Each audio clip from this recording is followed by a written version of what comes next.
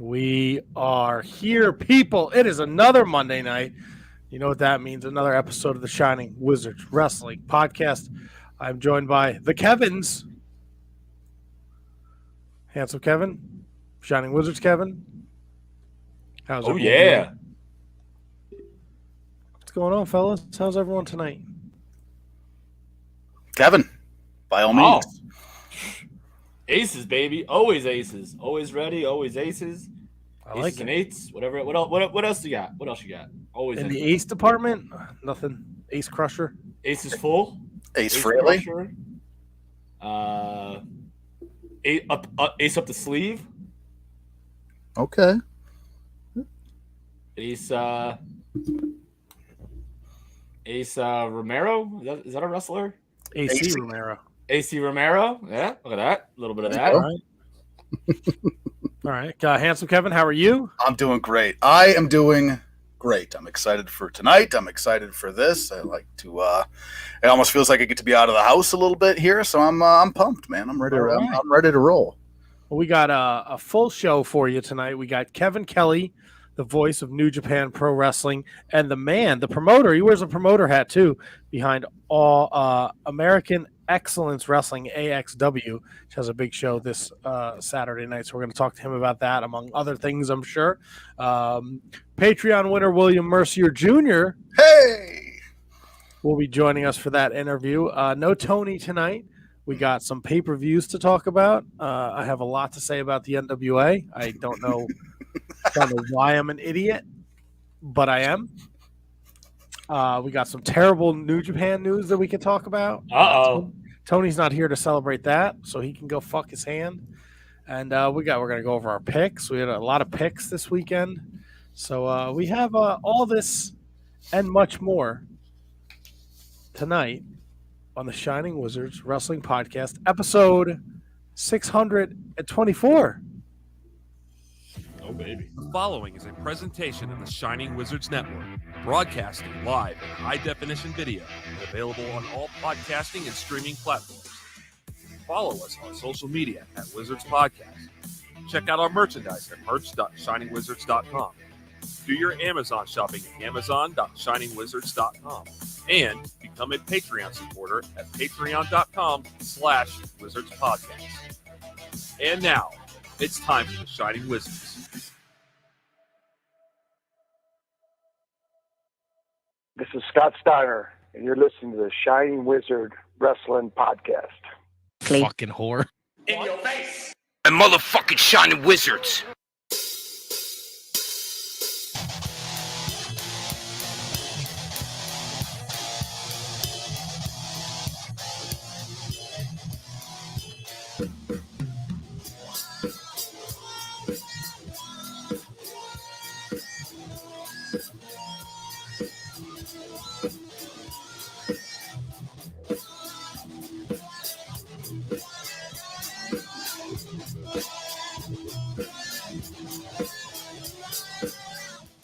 Oh, yeah. Monday night. We are here. You are here live with us wherever you're watching the Shining Wizards Wrestling Podcast, be it YouTube, be it Facebook, be it Twitter, or dare I say the Twitch. Yes, people, we have a Twitch channel. Nobody ever watches there, but you should check it out or at least subscribe. It'll make me feel better. I feel like we're too old for Twitch. I think you're right. Like, that's like a video gaming thing that the kids are doing. I don't know how any of it works. I think we should start kicking people off again and forcing them. Just force the traffic there.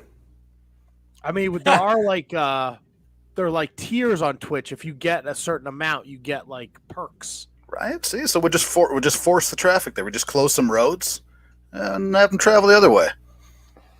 I don't want to. It's like trying to fish as like a primitive fisherman. Yeah. You put some rocks to one side, some rocks to the other side. You make them, you funnel them right in, and then you have like a net made out of, bamboo or tree shoots or something like that, and you just get them right there. Right up the chute. You know, watching Alone.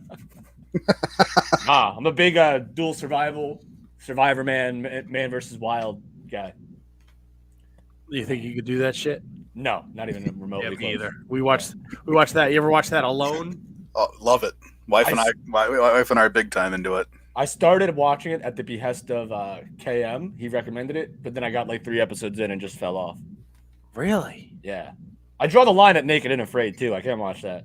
Oh, no. That Naked and Afraid is fucking stupid. That alone shit is for... I love that shit. Yeah. All right, so there's that, and there's... what's the one where like they're all in like the Arctic and like they have to go like below zero, life below zero? I think it's called. That's a good one too. They hunt, they fish, they ice fish, they're minimalists, but they have to survive. So I think it's below zero.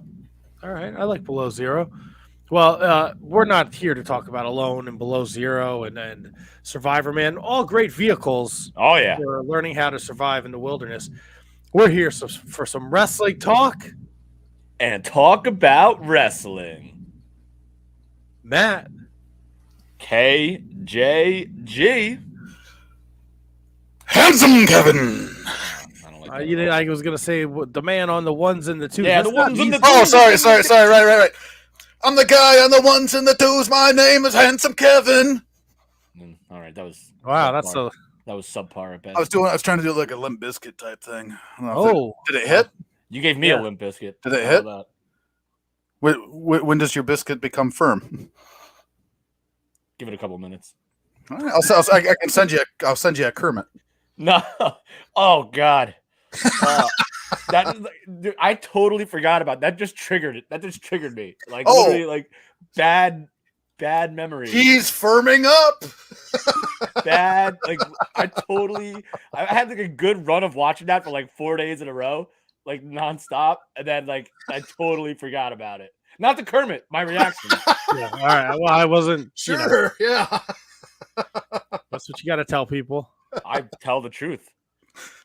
Well, I tell you, we got a fun show lined up tonight. We got Kevin Kelly joining us in about half an hour, but we got a lot of wrestling to talk about. Of course, I want to catch up with you guys. I know, Handsome Kevin, you had COVID, so you got nothing exciting to report back. Nah, not really, man. It was a pretty rough spell. My wife had a touch worse than I did for a little bit longer, but I'm feeling a lot better now. I'm finally testing negative. Just got trying to keep my wind about me, keep my wits about me. But then we were able to kind of celebrate my wife and I's wedding anniversary over the weekend. Wow, that's here, unbelievable. So yeah, no shit, man. So yeah, it was fun. Happy anniversary. Thank you very much. I guess. During your well, I don't know when it was. It could have been like a week and a half ago for all I know. I just said this weekend. Well, you were able to celebrate it this weekend. I wasn't sure if it was during. Yeah. Okay. I got you. Yeah. I'm following you. You weren't very clear. It's fine. Okay. Yeah. Get it together. We're looking for dates here. We're a dates podcast. Yes. We remember things by the date. Gotcha. So our anniversary was February 10th. Friday vehicle. We were not able to do what we had originally scheduled to do on Friday because neither one of us was up to it. But Saturday we went to the Mall of America and went to Sea Life. Hold on. You fucking the two of you had COVID and you both went to the mall. No.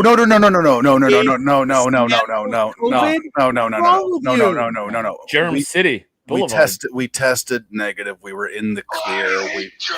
We followed. Hey man, don't cast me as that guy because that is not who I am. No, we both tested negative. We followed the guidelines. So we went down to go to Sea Life at Mall of America. What is Sea Life? Sea Life it's just a giant like aquarium that they have. Like we went on a behind the scenes tour. Ooh. It was very fun. My wife loves just all animals, aquatic animals. She's a big fan. It's just a giant turtle. She loves. We saw a couple giant turtles. Yeah, so we went and did that. It was fun. So Eric Freed wants to know how many years into your life sentence are you, Handsome Kevin? So I think my wife and I have been together for 11 or 12 years now. Married?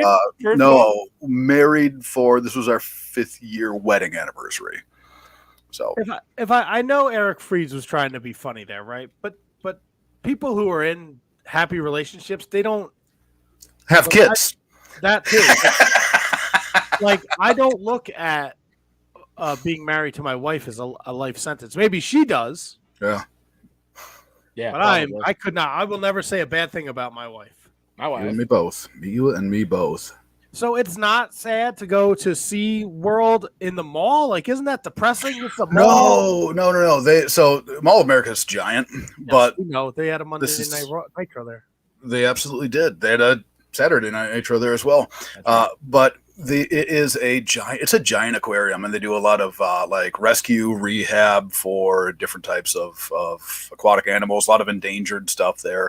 It's a good place. It's a really cool place. I feel like it's the Xanadu of Minnesota compared to like our. I don't know, New man. Have you Jersey. been to that Xanadu?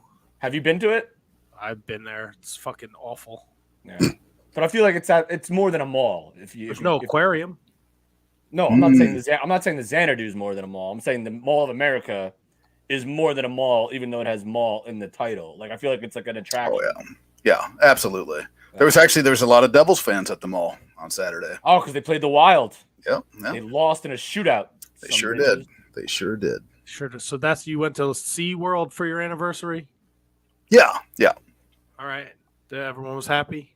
Yeah, well, it was my gift to my wife. So what we had originally planned on doing was we were going to go to the winery that we got married at, kind of hang out there for a while, and then we are going to go out to a nice dinner, and then we're going to go. We like to gamble, so we're going to do a little gambling, but we weren't able to do any of that. Fortunately, What's your poison? gambling. Yeah. I'm in. No. What's your game? I don't care. I will gamble. Oh, okay. I'm talking about gambling money. I'm in. All right. Yeah, neither one of us was up for that on Friday there. But my gift for her was the day at Sea Life. So All right, so we're diving deep into this because I'm very intrigued. So you're from Minnesota. You live in Minnesota. accurate, yeah. Yes. And your present to your wife for your anniversary was to go someplace also in Minnesota. Have you ever been to the Mall of America before? So, yeah. So I think there's, I don't know how I'm gonna explain this to you. I'm not gonna lie to you, handsome Kevin. I don't know. I don't know if I'm feeling this gift. Handsome Kevin, can I may I step in? Just Yeah.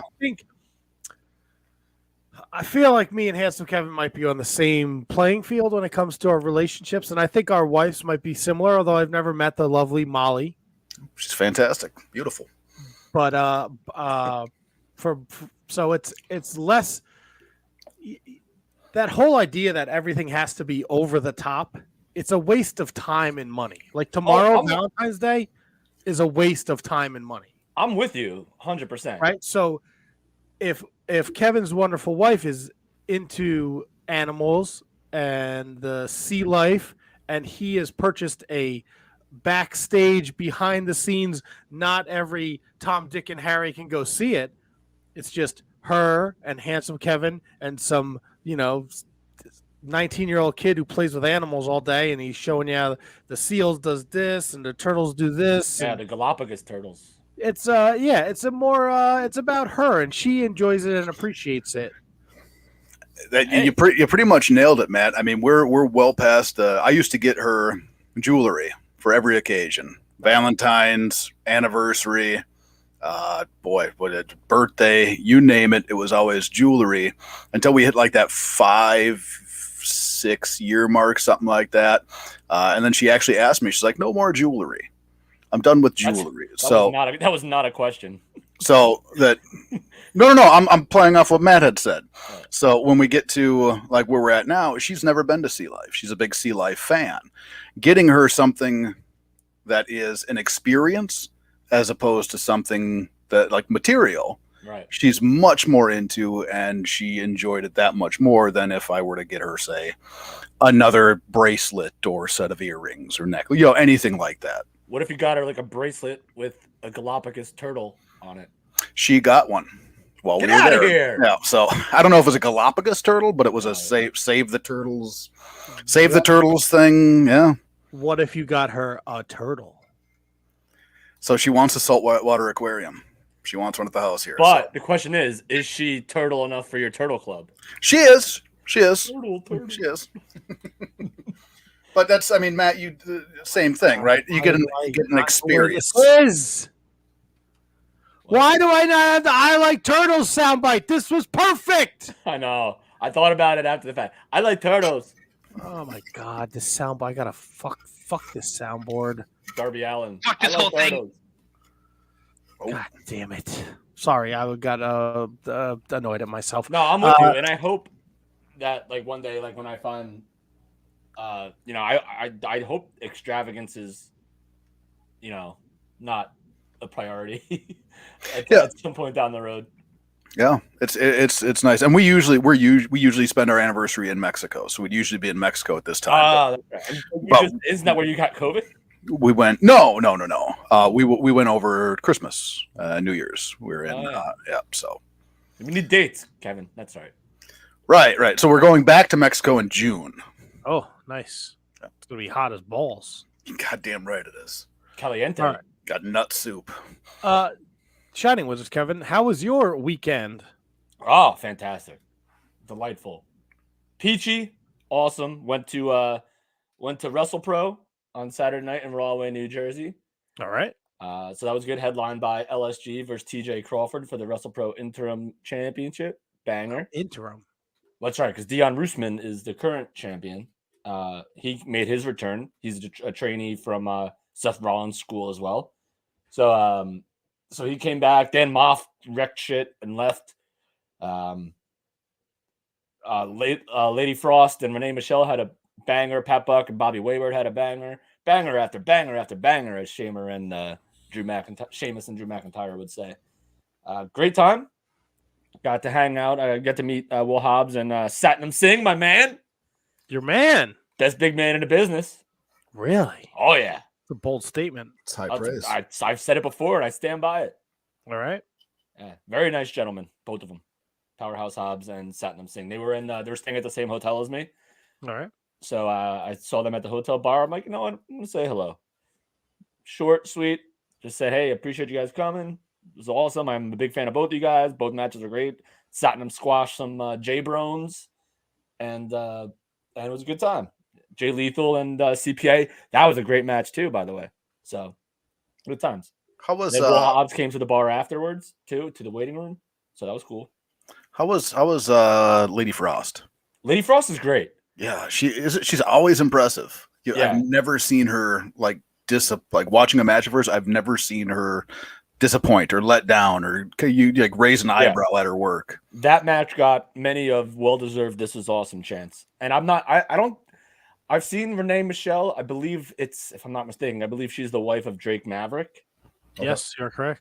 I think, and I know I've seen her dabble. I think she's actually been at WrestlePro before, but I can't 100% confirm or deny that. But she looked great character, great selling, great everything. That match was really, really good. But if I had to give a match of the night honors, I would probably say, that's close. That might be it, but it's probably CPA Jay Lethal. And a great showing out of CPA to hang with Jay Lethal. So nice. Very Shout good. out. I'm glad you had a good time. I think the New Jersey wrestling scene popping between WrestlePro and JCW. Full houses at both shows. Yeah, man. Yeah. We have a new J Cup champ, Jordan Oliver. Also the new JCW world champion, Jordan Oliver. That's right. Yeah. That's Not right. too Good shabby. call. How was your fellas Super Bowl? I did not hit any of my numbers. Like didn't even sniff them. Like you couldn't even get more. And I had 7-3. I had 7-3. Like you feel like you're gonna hit something, at least the reverse. Nothing. Did you do anything for the bowl? I went to my brother's house for the first half, and then went to the hat for the second half. Where'd you go? So I didn't miss the second The half. hat. All right. Yeah. What about you, Handsome Kevin? Just had my buddy Duke. Duke. Yep. He was over, and my buddy J-Bo, and we've been watching the Super Bowl together for ever. So we hung out. My wife made a fantastic spread. It was fantastic. J-Bo actually was a little under the weather. So I still wasn't 100% all there yet. So it was a little bit calmer than we expected it to be. Now the morning I thought it was going to be great. I got about a bunch of different types of beverages and all that kind of stuff. Got some Duke of sober, so got some sodas and whatnot for Duke, and thought it was going to be great. But yeah, the spread was fantastic. I just wish I could have I wish I would have partaken more, been able to partake a little bit more in the spread. It just wasn't happening for me. So, but my wife did a fantastic job. Matthew, how was your Super Bowl weekend? It's great. It's great. Oh, wow. All right. I laid low, went over to my buddy Jamie's house. We picked up a couple Crave cases. Oh, baby. And we watched some football. It was nice. Oh, baby. Crave cake. How many is a couple? Is the couple literally 2 or is it like 2. 3? Yep. There's only 4 of us, so. All right. All right. A little jalapeno Crave case, man. Attaboy. Yes. Attaboy. 1 cheese, 1 jalapeno. My man. I haven't had White Castle in so long, and there's literally one 30 seconds away from me. If you're not eating that White Castle, you're doing something wrong. Onion chips, man. Onion chips. You got to get some of those. Onion chips. Those aren't in Jersey. That might be a Minnesota. gimmick. Really? Wow. All right. Well, if you get the opportunity, get some onion chips, man. I like it. Well, we all watched the Super Bowl last night, so there was a Fox News commercial for Gutfeld featuring your NWA World Heavyweight Champion. Granted, you could barely see him or the title because he was dressed in I don't know what kind of fucking getup. And he is still your reigning, defending NWA World Heavyweight Champion. Now, before I go on a bit of a tirade, I plopped down the $25 American for the Nuff Said pay-per-view on Fight. Shekels, if you will. There was a lot. 14 matches is a lot. Now 4 on the pre-show, 10 on the main show. I'm going to start with what I enjoyed. I thought Camille and Angelina Love had a great fucking match. Agreed.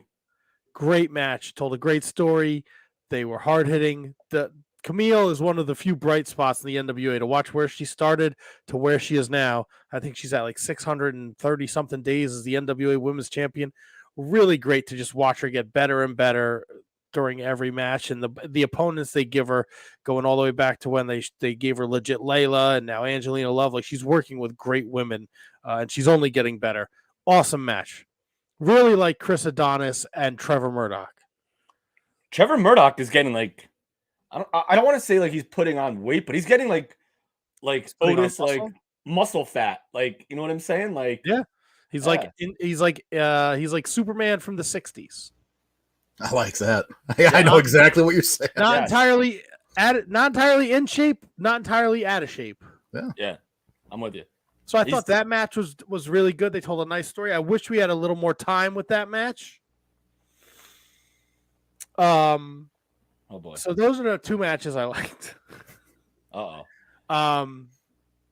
You You didn't like a little Scion homicide no little storytelling there? I fucking hated it. Okay. I got news for you. People are gonna maybe not like this. Homicide just doesn't do it for me, man. All right. I don't mad at you. I don't need Austin Idol in the ring fucking talking for 5 minutes before the fucking match starts. Nobody gives a shit, man. Nobody gives a shit. Homicide's getting beat up and he's talking shit into the microphone still. I don't know. This seemed like it missed a mark.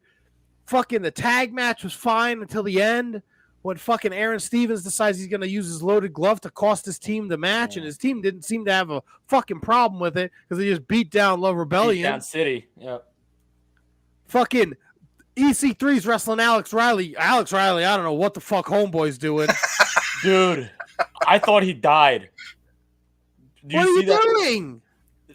First of all right. So I watched NWA last week. Was he was not on the show, right? This was like his first appearance, or was it like a vignette type deal? No, so the last NWA show I watched was the stupid one with the championship gimmick. Right. Yeah, that was all 2 like the weeks ago. 10 people. Yeah, I didn't watch this week's NWA because I already knew I was watching Nuff Said. So I was like, there's only so much NWA I could watch. Dude, I loved Alex Riley may have been like one of my favorite wrestlers when he was hot.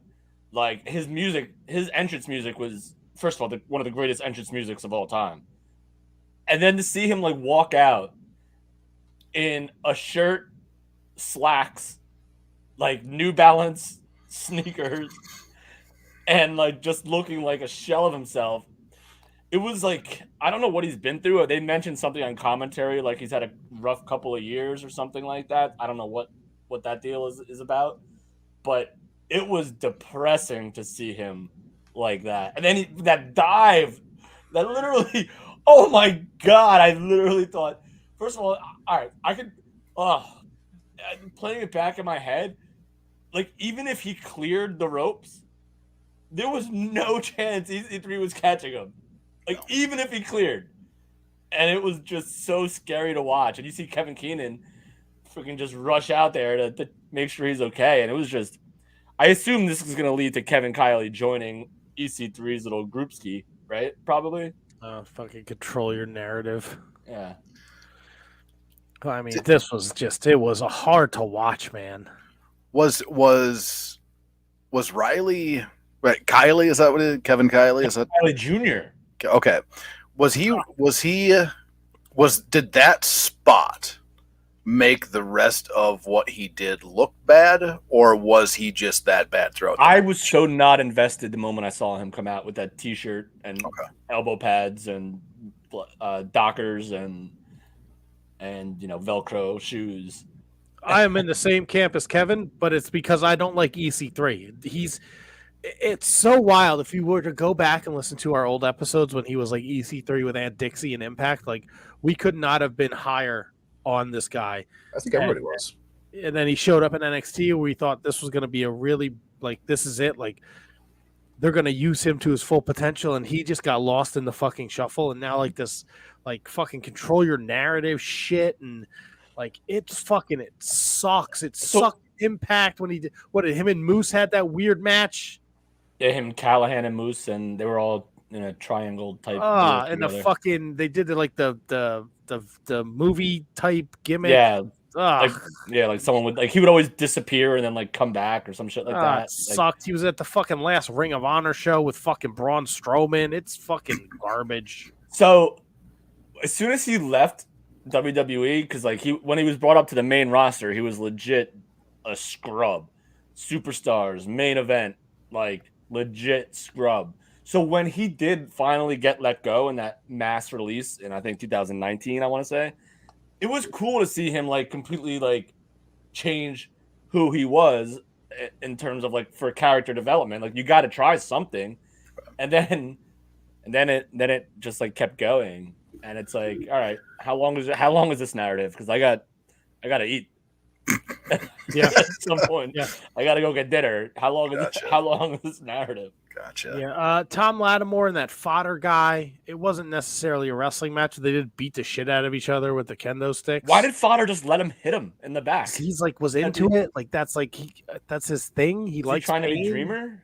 I don't fucking know. He looks exactly like Vampiro, by the way. Have you seen Vampiro today? Today? No, not today, but I've seen him.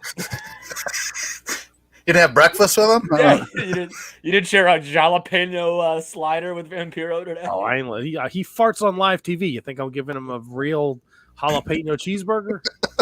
He looks just like a young. If Vampiro was young, Fodder looks like Vampiro. Fodder. Actually, he looks like Alex Riley mixed with Vampiro. Okay. The Renegade Twins won the NWA Women's Tag Titles. It's good on them. Kerry Morton beat Alex Taylor. All right, so Matt, who do you think is in better shape? Alex Riley or Kerry Morton? This is a question for Tony. Do I have to pick? Tyrus. The answer is Tyrus. The answer is Tyrus. Right, so Kerry Morton's got that Ricky Morton body. That's genetics. Yeah, he's a Morton, all right.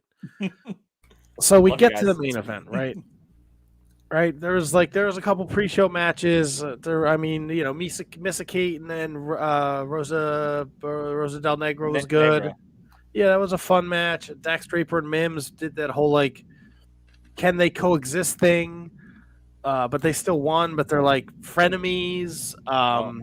They debut Amy Rose with Genocide and Max the Impaler, only to have them lose. So I don't know what I don't. Yeah, I didn't catch any of the pre-show, so I couldn't tell you. I don't know why he would do that. And Odinson beat Joe Alonzo, right? I think that we covered pretty much all the matches, right? Do we? Yeah, that's fine, Matt. Right, that's like the whole, because I got to talk about this fucking main event, right? Oh, killing me. All right, so the whole night I got to listen to fucking Velvet Sky fucking talk all over Joe Galley and Tim Storm, which is a goddamn sin. So, I'm sorry to cut you off. I don't watch NWA with sound anymore if there's a match going on. Good for you. You're a fucking smart man, Kevin. I swear to God. I was so mad. It made me rage. Now, Velvet Sky's leaving because Bully Ray's going to sit on commentary. Things I don't give a fuck about, Bully Ray is at the top of the list. He does nothing for me.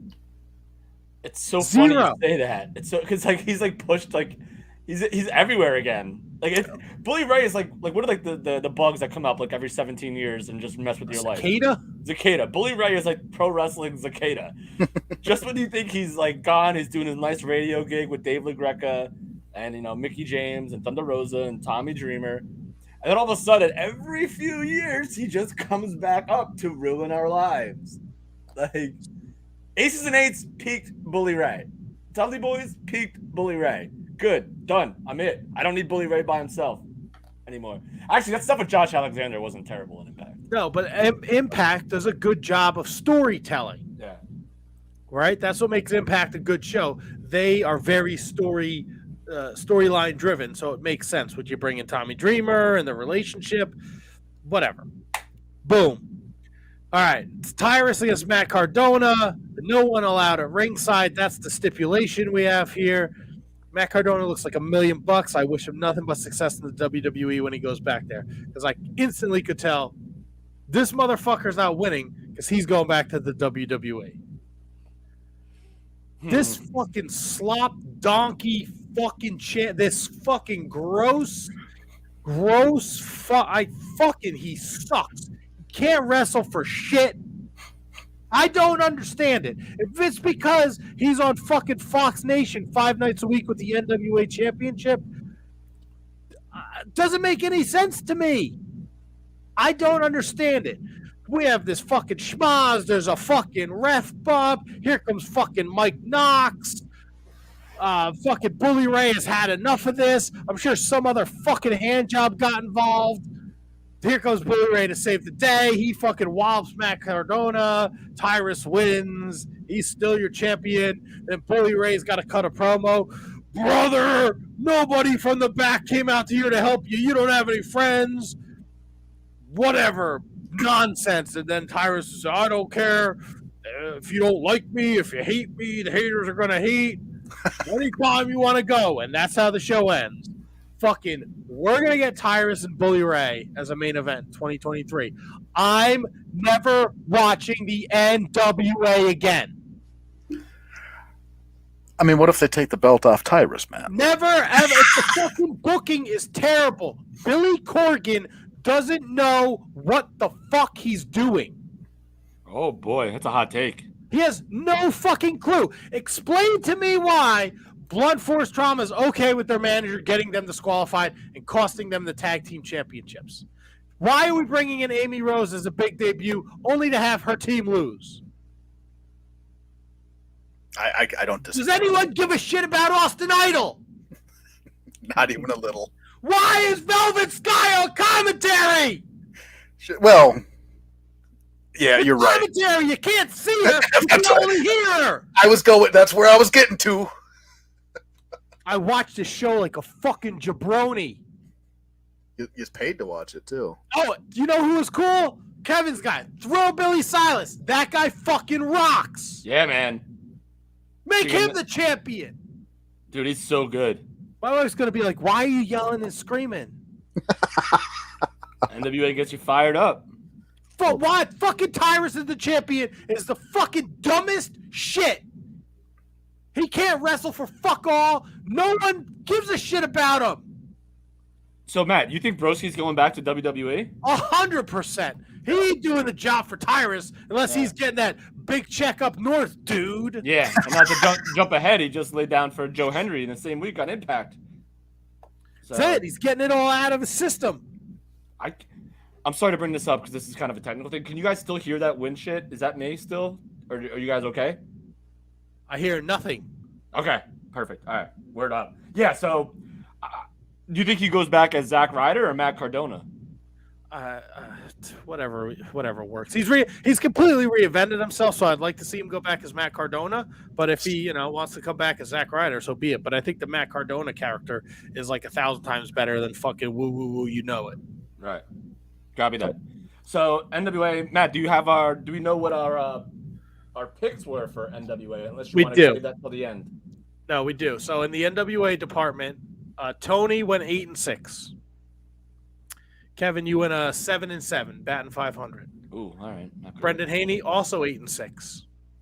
I went a respectable 9-5. Ah, look at you. And Handsome Kevin saved his weekend by going 10-4. Wow. 10-4. Look at you. Before we bring our Patreon winner in, I mean, Kevin, you watched the pay-per-view. Do you have any thoughts you want to share?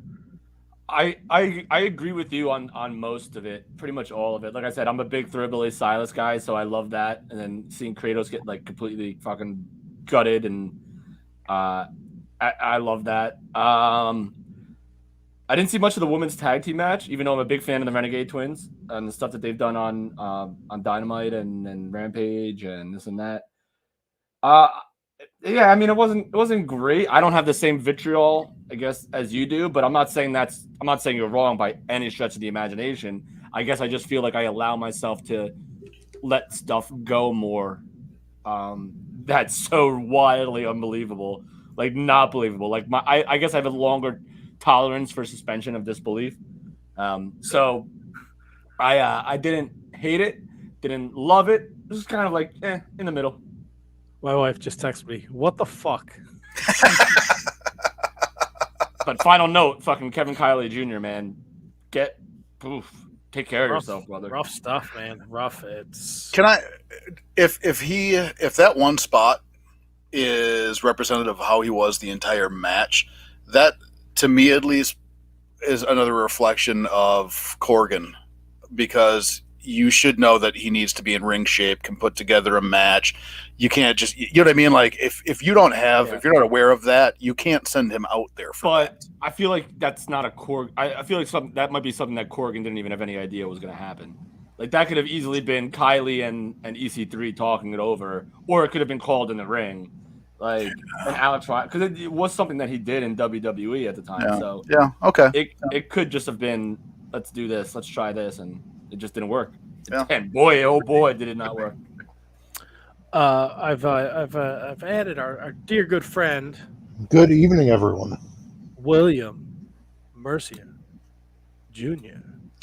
Lives are gonna be in William Mercier's hands. You know what I mean? Welcome to the show, William Mercier Jr. How you doing? I had to take a break, put all these lives down in a safe place. That's right. Yeah, be careful with that. My significant other is very impressed by my Patreon plug every week. She's like, "Wow, these guys must really like you." I'm like, or they're just drumming it up because I'm at the end of the list, right? You don't want to be like, and this guy, long ass name. Yeah. No, your name is nowhere near as long as David Henry Bauer III. But that name is sick. That's a dope name. Well, you're a dope fan and a dope supporter and an even better friend. Thank you for joining us tonight. I'm very excited about you being here for the Kevin Kelly. Thanks for having me. I almost wore a Wizard shirt, but the last time I guested on a podcast, I wore my Neckbreaker shirt to Neckbreaker, and they didn't last too much longer after that. So I'm like, well, we'll play it safe. Bro, 11 years. If we ain't done yet, we ain't stopping. Yeah, if Tony hasn't gotten us booted, we're good. Yeah. Now, William Mercier, is this your first interaction with Handsome Kevin? And in a chatting way, yeah. I mean, there's been talk in Discord, stuff like that, but this is the first with both Kevins. Oh, Yeah, just pretty much social media interactions is pretty much it. Matt, you're the only Oh. shining wizard I've met in person. Oh, I ruined it for everybody. I don't know what to tell you.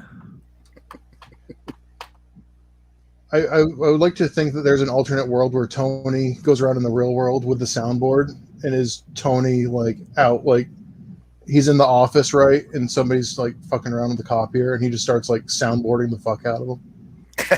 Actually, if you've never been in a public setting with Tony, he is a nuisance, a complete nuisance. Tony is a soundboard.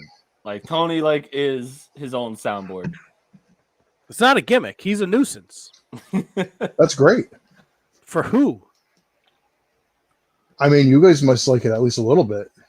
He doesn't get out often, and I more do like- encourage it, but you know, It's more like tolerate as opposed to like. Okay. I mean, And that's from my end anyway. I get it. Matt probably likes I it a mean, little bit. I love it. I love I've- to encourage him. I've been with a girlfriend for a little over 11 years now, so I mean, I definitely get the being tolerated part. You know, I understand Tony. All right, being so tolerated. William, here's what you do. Next time you celebrate an anniversary, you take her to the Mall of America in Minneapolis, Minnesota, Okay. and you show her the Galapagos turtles, the time of their lives. it is really quite fantastic. I feel like he's like dissing, like he doesn't appreciate the turtles. No, I understand. totally do. Oh, big My fan of favorite thing turtles. about going to the zoo was the sea life, so I'm with you 100%. I got this nice water bottle here. It's a save everything in the ocean water bottle, man. Ooh. Yeah. Made out of what, 100% plastic? I don't know. It could be recycled turtles for all I know. Oh, you're It's an drinking out of actual a dead turtle turtle? shell that they used. It could be. All right, William, how's the Ring of Honor podcast with you and Milwaukee Tom? You know, I've grown to like it a lot. I don't go back and watch a lot of older stuff. Like I don't know if it's just because that's when I grew up in a time, you know, like you guys did, where if you miss something on TV, like you missed it. Like there's no, oh, I'll catch the replay or I'll do whatever. Like it's very hard for me to motivate myself to go back and watch something that I like missed, even if I have the ability to. Like if I don't catch it live, a lot of times I won't go back to watch it. So the fact that Tom's got me to sit down every week and watch 1 to 5 hours of 10-year-old wrestling every week, some of it's really good and a lot of it's not. But what can you do? I'll tell you what you can do. You can hold the phone because we're going to bring in our guest. Absolutely. You ready for this, handsome Kevin? Oh, yeah. Oh, yeah. Mr. Kevin Kelly, how are you tonight? I've done it. I've circumvented all the obstacles of technology to be here with you live. You have no idea what I've gone through. So I have 2 monitors. This monitor is small and old, and this was the only one that was working. And my big monitor over here, which is the one that I see, was not working. So we've got it all worked out, though, but I haven't moved my camera yet. So, Well, we appreciate you taking the time out of your busy schedule. Voice of New Japan Pro Wrestling, but also a man who wears many hats. Promoter of, I guess we call you the promoter, right? yes. American Excellence Wrestling, the AXW. Huge show this weekend at the historic Hamburg Field House. I know we talked on the Bread Club with Kieran about it, but for the Shining Wizards fans out there, tell us a little bit about this promotion and the importance of the Hamburg Historic Field House. What we're talking about with the Hamburg Fieldhouse is one of the most iconic, most recognized, most visited and visible wrestling venues in history. And a lot of people don't even know that. And it's amazing to think if you grew up in the Northeast and you grew up watching WWF, you were watching matches that were taped at the Hamburg Fieldhouse. And they taped wrestling there from like the 60s until the 80s. And you saw thousands and thousands of matches from that venue over the years. Every big star, Bruno, Backlund, Hogan, superstar Billy Graham, Pedro Morales, the list goes on and on. Every great name in that company's history in that era was featured out of the Hamburg Fieldhouse. So they've always had wrestling there. It hasn't done well. And I was hired as a coach to come in and do some coaching back in April, and said, oh my gosh, what a beautiful venue. I took pictures of it and I sent it to Rocky Romero, and I said, one day we can do New Japan Strong here. And he was like, okay, give me the details. So I said, let me get it straightened out first. Let me get it moving, and then it'll be something. And then I went and talked to the partners and said, okay, I want to help, because I have a vision. It's just one of those things, man, that I've wanted to do for years and years, and I finally found the right spot. And you guys have these conversations, I'm sure. Oh man, if we had this, then we could do it our way. We could do our vision of what we want. Everybody has those conversations, and this is just the one time that this building and the opportunity to promote out of there fell into my lap. So we took the existing promotion, revamped it, changed some things, and bring in some new talent, put the emphasis on the local promotion, local community. And we've learned a lot of things about Hamburg. We've learned that a lot of people didn't know that the Hamburg Fieldhouse was there still, and they didn't know that there was still wrestling out of there. So it's amazing what you can do when you tell people. And we had about 700 in the building for our first show back in January. And we're probably going to have about the same, maybe a little more on Saturday night. And it's just good old-fashioned wrestling, boys, on a Saturday night. That's really it. There's good guys, there's bad guys. The people will cheer and boo accordingly, and everybody has a good time. Tickets start as low as $5. You can bring your own beer, you can bring your own whiskey. I don't care what you bring, but it's BYOB. So it's a good time. So how long have you considered yourself more of like a visionary as opposed to but like a commentator, a play-by-play guy? Like, when did you feel like you had this vision for doing bigger things in terms of the wrestling business? I've always wanted to do bigger. Okay, I guess if it goes back that when I was wanting to be an announcer when I was growing up, the part that enamored me was the idea of seeing when they did the replays or the arena shots on TV. I would always be like, wow, how did they get all those people in the building? That was the part that interested me. And whenever I went to older venues, I drive my wife crazy, because every time I go to a building, I'm like, ooh, we could run a show here. Ooh, we could run a show here. Like, my dream is the New Holland Arena, which is at the Farm Show Complex in Harrisburg. It's been around since the 20s, and probably seats like 6,000 people, and they have 2 or 3 events a year out of there. But why not? So it's kind of like the old buildings that WWF used to go to, and they don't go there anymore. A lot of them have aged out, but they're still like in existence. Like the Hershey Park Arena is there, but now they go to the Giants Center. And the only thing that they really do out of the Hershey Park Arena is ice skating.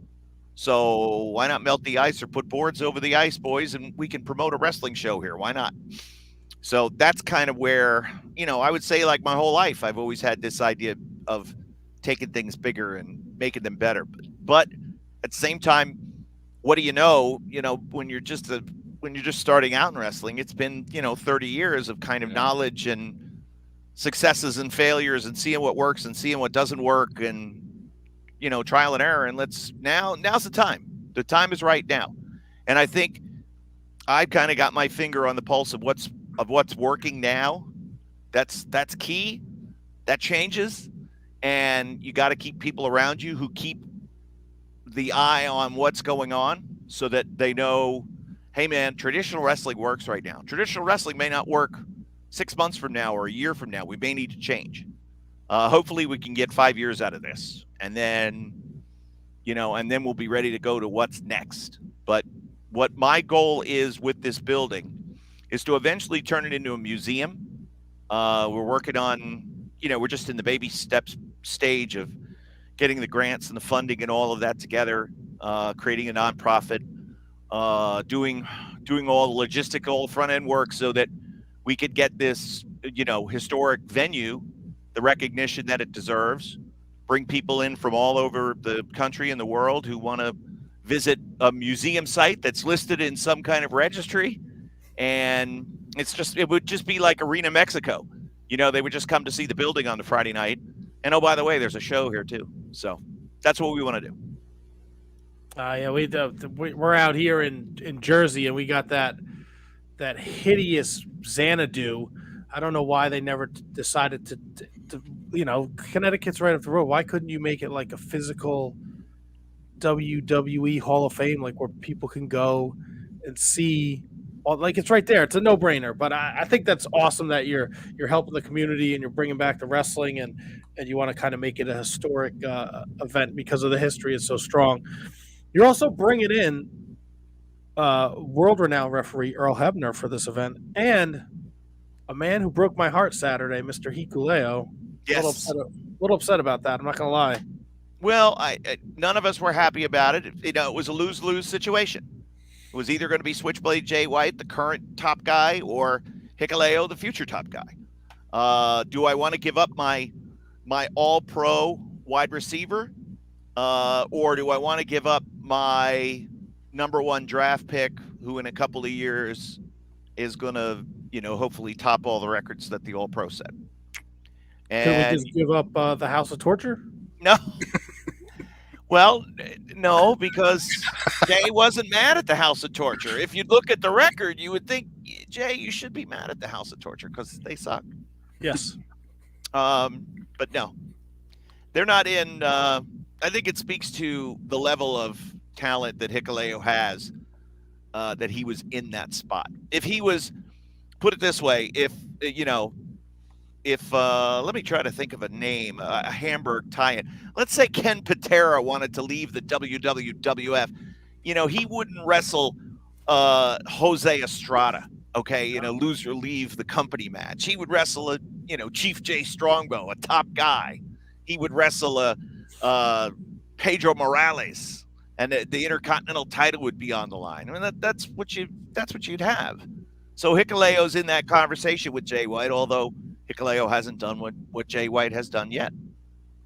No, not yet. What a match. Beautiful story. I hope this is not. Oh, what a story. What a story. I hope this is not the end of Jay White in New Japan, but we're not here to talk about. Yeah, I don't think so. I think this is just what he's doing.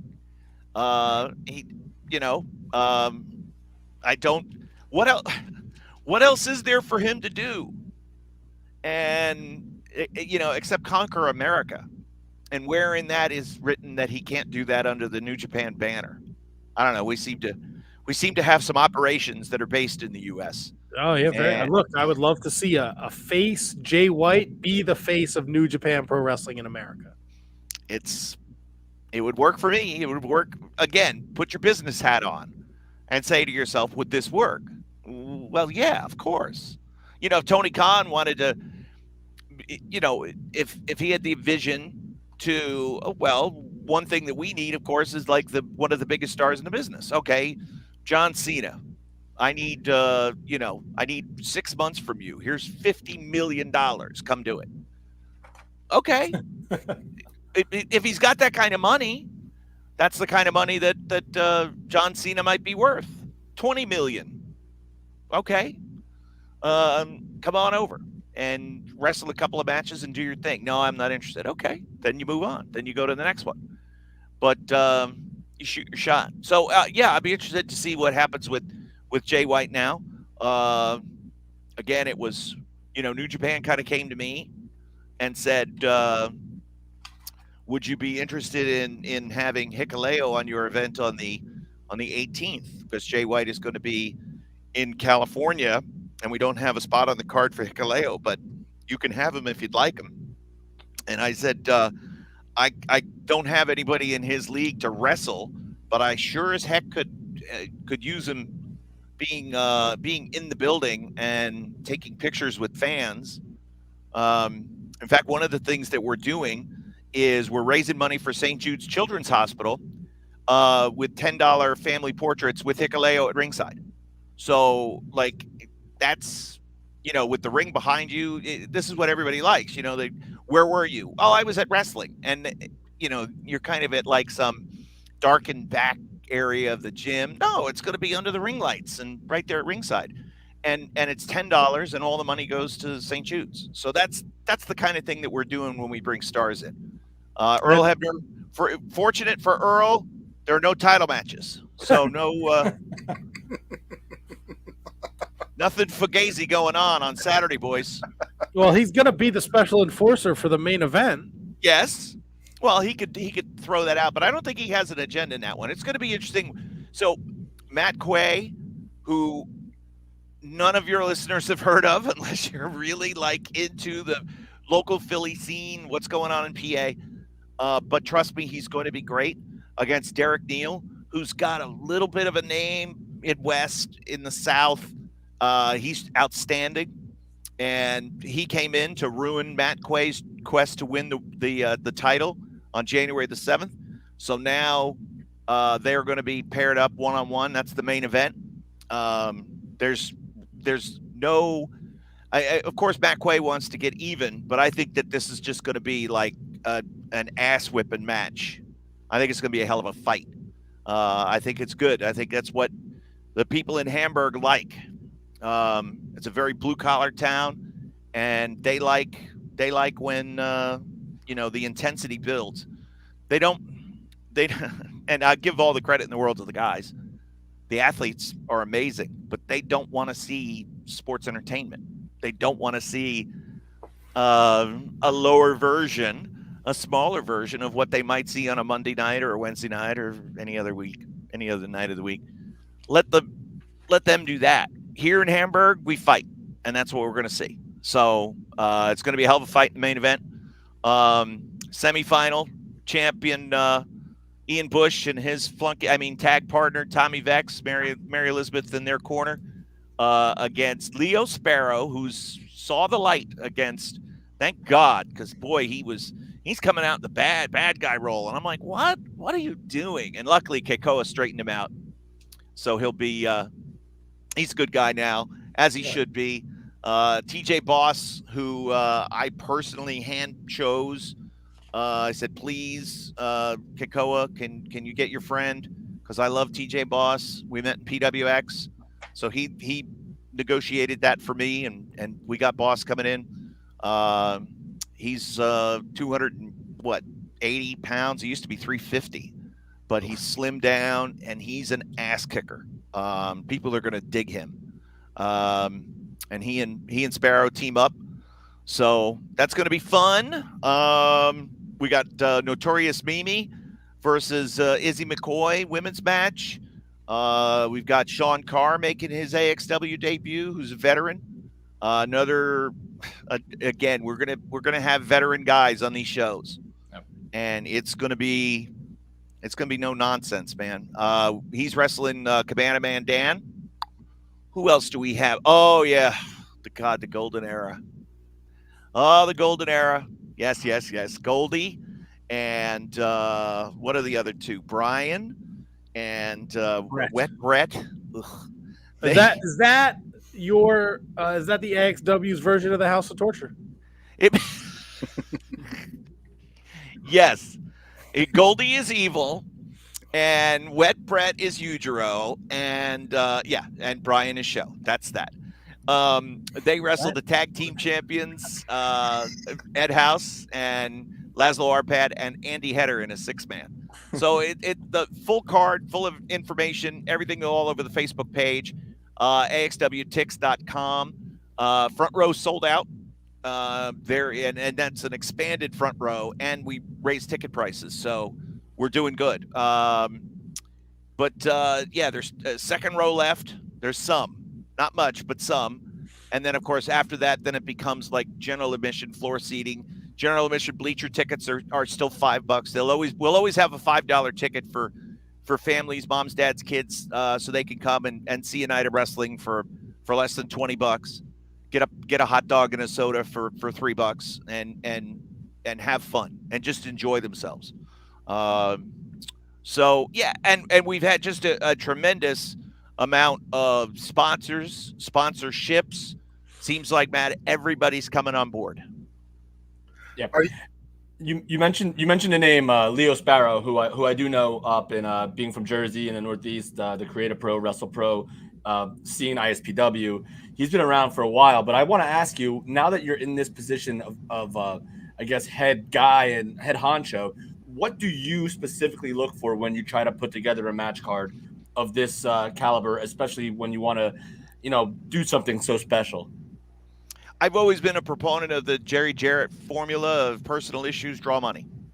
And I'm not like a big, match of the night guy. I'm not looking for that.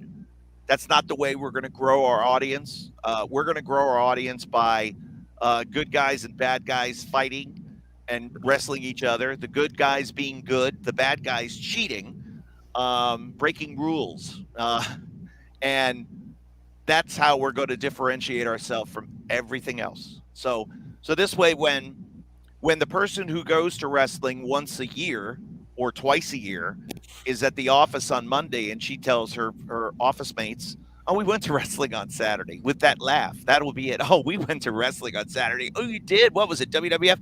No. It was this local company at the Hamburg Fieldhouse." "Really? I used to go there when I was a kid." "Well, how was it?" "It was fun." "Well, who was there?" "I don't know, but it was fun. We had a really good time. The kids loved it. Oh my God, there was this one guy who did this thing. I don't even know what it is, but it was fun. Oh, we'd probably like to go." Thank you. That's how this is going to build. They're not going to know who's who and what's what.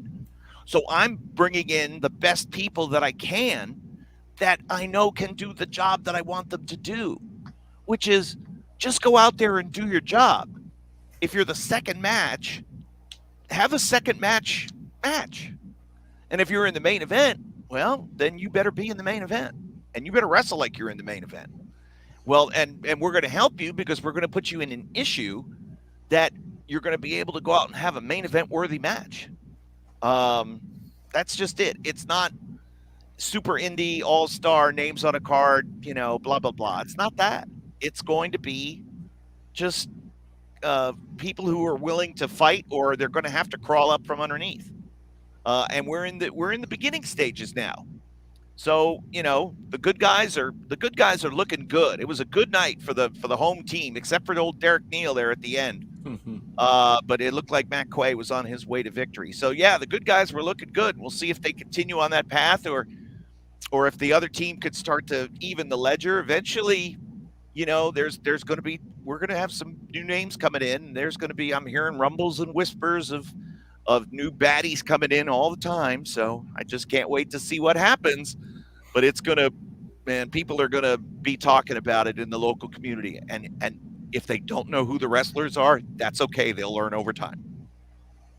So you are promoting, you're booking, you're relaunching AXW. You said things are kind of falling into place. 700 is a huge draw for for a first time indie show. I mean, very, very well done. Things kind of fell in place for you said, but what was the obstacle, or is there an obstacle that you see as being a promoter versus a booker, or to walk me through some of the obstacles that you've had to overcome? And I'm just the promoter. Other people are handling the booking, but I have some input in that regard. But okay. Just from a vision standpoint, like does this person represent what we want them to represent? And that's really it. But obstacles can be building size, can be rent. Because you could have this beautiful, spectacular building like the Zembo Shrine, for example, in Harrisburg is a perfect venue, seats over 2,000, but it's really expensive. And the city takes like a 5% tax on top of the state tax. So that's not a good opportunity, because that means you've got to sell a lot of tickets at a high price. And how many people are going to seriously do that on a consistent basis? Right. So, and then, okay, well, where is the venue? Where is it in relation to the highway? Where is it in terms of being known? How affordable is it is the biggest thing. And how many people can it seat? The Hamburg Fieldhouse is perfect because rent was affordable and everybody knows it. it's expandable. We can get over 2,000 in there, almost 2,000. The biggest audience that they've ever had for wrestling at the Hamburg Fieldhouse was like the debut, and I think it was in '63. They had 1,800 people, so that's our goal. Yeah. You know, so but really, when you're looking at it, how many can the building hold, and how much is it going to cost per ticket? And if you're getting over $1 a ticket, you know, $1 per person, then that's an expensive building. Because then you've got to look at all your other costs. And in Pennsylvania, you've got, you know, the commission takes their tax on tickets sold. You've got to pay a doctor. You've got ring rental. You've got, you know, all these ancillary costs that factor into the business side of it. And you want to pay the boys. You got to pay them. You know, and you've got to be able to balance all of that out. Plus, you've got to have a little bit, because there's things that we need. There are things that, you know, eventually we want to get our own ring, and eventually we've got to get, you know, ring skirts and turnbuckle covers and things, you know, the things that we want, that we need. And the company wasn't doing well, so now we're restocking the savings account, and then once we have a little nest egg to work from, now we can go out and we can get title belts, and we can get, you know, we have everything ready to go. We just, you know, we're just needing to bring in some capital. So that's kind of where we're at. And we're only running, because of availability at the Hamburg Fieldhouse, we're only running January, we're running Saturday, February 18th, and then we're not running again until April 29th, and then we're not running again until June 24th. We couldn't get March, we couldn't get May. Now and then we take July and August off because it's too damn hot and there's no AC.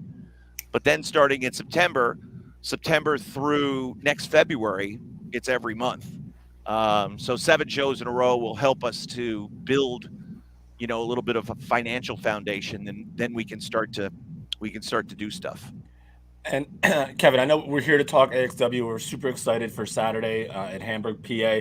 But just to circle back to a question that I had about New Japan and their expansion to the United States in terms of New Japan Strong and all that stuff. How did you see that happening initially, and how do you think that it's going right now? Well, at first I thought it was great. Again, it's another, you know, anytime you expand and you're expanding into something brand new, it's culturally different in America than it is in Japan. The way the wrestling business is run is different in the United States, different in Japan. The way you promote, the way you market, different. So it would be nice if things were the same and it would just be turnkey for the Japanese company to go to America, the American company to go to Japan, but it's not the case. They've learned, they've made mistakes. They're growing. It's not perfect. I would have done Strong a little differently. I would have kept it small and kept featuring.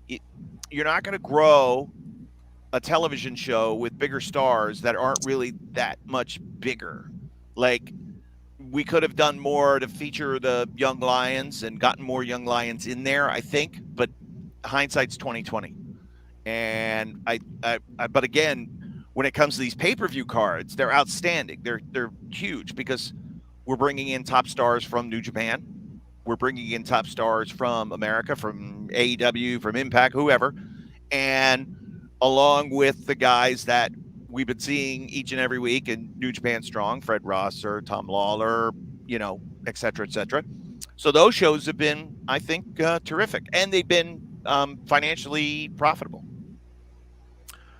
With your show Saturday night and the Battle in the Valley Saturday night, does that mean you will not be on commentary? No, I will not be on commentary. That's Ian Riccaboni. So, yeah, scoop. A little scoop for you. I like. Is he doing it with Chris, or are we getting Gino to the States? No, it's Kozlov. Oh, okay. Yeah, I think it's Kozlov. They haven't even told me. Keeping you in the dark. They said, "Are you coming to Battle in the Valley?" I said, "No, I've got my own show in Hamburg." Oh, okay, no problem. Yeah, I've got. You know, this baby is. it's coming out, and I've got to be there for it. You know, we got to birth this baby, and it takes months. It's not like, you know, this is long, slow, painful labor, and it's going to take a while. We just hope that it comes out with 10 fingers and 10 toes and can grow up big and strong and run on its own. But yeah, I'll be in Hamburg Saturday night. Is there somebody, one of your homegrown talents in AXW, that you're particularly excited to see blossom? I think Goldie in the Golden Era is an extraordinary wrestler and has a bright future in the industry. I think Matt Quay has a lot of the pieces that take to be a star. Same with Ian Bush. There's a lot to like, and there's nothing that experience and time and the right opponents. What we're going to do, basically, we could run every month, and we could put Ian Bush versus Matt Quay on top, and it would be the best match. But how do either guy grow and get better? Well, we've got to get them experienced dance partners. We've got to bring in wrestlers from other parts of the country that we can afford, that we know are good, that can teach these guys what they need to know so that they can personally get to the next level. And they continue to grow, and then all of a sudden maybe they intersect again. And now it's a whole different match because they've had time apart, they've had different opponents, different experiences, and we'll see what they have learned. I trust that both guys can be great. I think, you know, I've been singing from the treetops for over a decade about how great Sean Carr is. He's had a lot of success and not a lot of notoriety. So hopefully we're going to get him some of that. Leo Sparrow has an incredibly bright future. I think, you know, Mary Elizabeth, who's with Tommy Vex, there's something special about her. And I don't know enough about her yet to know her motivation. Like, why is she in this? What does she want? What does she want to do? I don't quite know that story yet. But it's, again, there's a lot of folks that nobody has seen before, but everybody has, you know, kind of the right idea. Laszlo, I've thought tremendous. He's gone out and gotten himself, he's in fantastic shape. Ed House, a tough veteran local guy right there from Hamburg. Perfect tag team champs, biggest dudes on the show. Who's going to beat them? We'll find out. And you know, it's just a kind of a mixed bag of a little bit of everything, but everybody has something to offer, and that's what makes it special. Plus, there'll be new guys cycling in. We're never going to have the same card twice. Doors are at 6, Bell is at 7, and we got a special tug of war challenge. Yes, featuring athletes from the Special Olympics. Is it going to be Special Olympic athletes against Special Olympic athletes, or is a bunch of poor locals going to get pulled across the gym floor by these athletes? We're going to see. Now I called. So the Special Olympics. This is the Schuylkill County branch, so just a little bit north of Hamburg and right north of 61. Heading up towards Pottsville, that's the sweet spot there. And they have just a tremendous athletic program. They won the championship in football. One of the main coaches is the basketball coach at Penn State Schuylkill. So we'll see how many athletes are there on Saturday. We'll see how we can divide them up. There'll be some AXW stars who will be pulling the rope against the Special Olympians. We'll see how that goes. But yeah, I'm half expecting, you know, the Golden Era to be dragged across the gym floor by their faces and humiliated by these Special Olympians. And then we'll celebrate. We'll have a hot dog and a soda, and we'll have a good night. But yeah, there again, it's just one of those cool relationship things that blossomed out of us being involved with, you know, another group that, hey, you want to talk to the people from the Special Olympics? Oh my gosh, yes, of course. I love those. And again, it was just such a spark. The first show, they brought their tunnel out and we did the intros for them. And it was just a celebration of what they've done in winning their football championship. It was on a Hail Mary, guys. It was in the snow. It was at Villanova. And, so the coach goes out timeout and he says, here's the play. Can you do this? And the quarterback was like, I don't know, but I'm going to try. And he just rolled right, heaved the ball down the field, just like you would imagine. Cinderella story, jumps up, somebody catches it, comes down, touchdown, they win. They're doing snow angels in the end zone. It was insanity. I wish I could have been there, but we're going to be a part of their events. We at AXW are going to be a part of their athletic events, in this new year. So they compete in a variety of sports. They have track and field day. They have, we're going to do we're going to get together. So we don't have an event in the month of March, and I'll have more of the details. We're going to get a special bowling night together with the wrestlers and the Special Olympians, and we're going to go bowling, and we're going to have a lot of fun. But yeah, whatever it is, whatever they want to do, whatever they're involved in, I said, how about we do a tug of war? Oh yeah, that would be awesome. Okay, cool. So yeah, we went to Gene Snitsky's Army Navy store. That's right there on 61, right there by Cabela's. And he hooked us up with a tried and true tug of war rope. So we're gonna have a good ass time on Saturday. Are you boys coming? Jersey's not that far. Let's go. You're strengthening my case to move to Pennsylvania. Please, right off of 78. You cannot miss it. It's a cute little town. It's a lot of fun, and I'll tell you what, you boys come. It'll be worth the drive, as Jerry Briscoe would say. I would love to be there, but I'm in Minnesota. It's a little bit further of a drive. All right. And actually, I have a show to be at that weekend as well. I do want to say, though, I love what you're doing.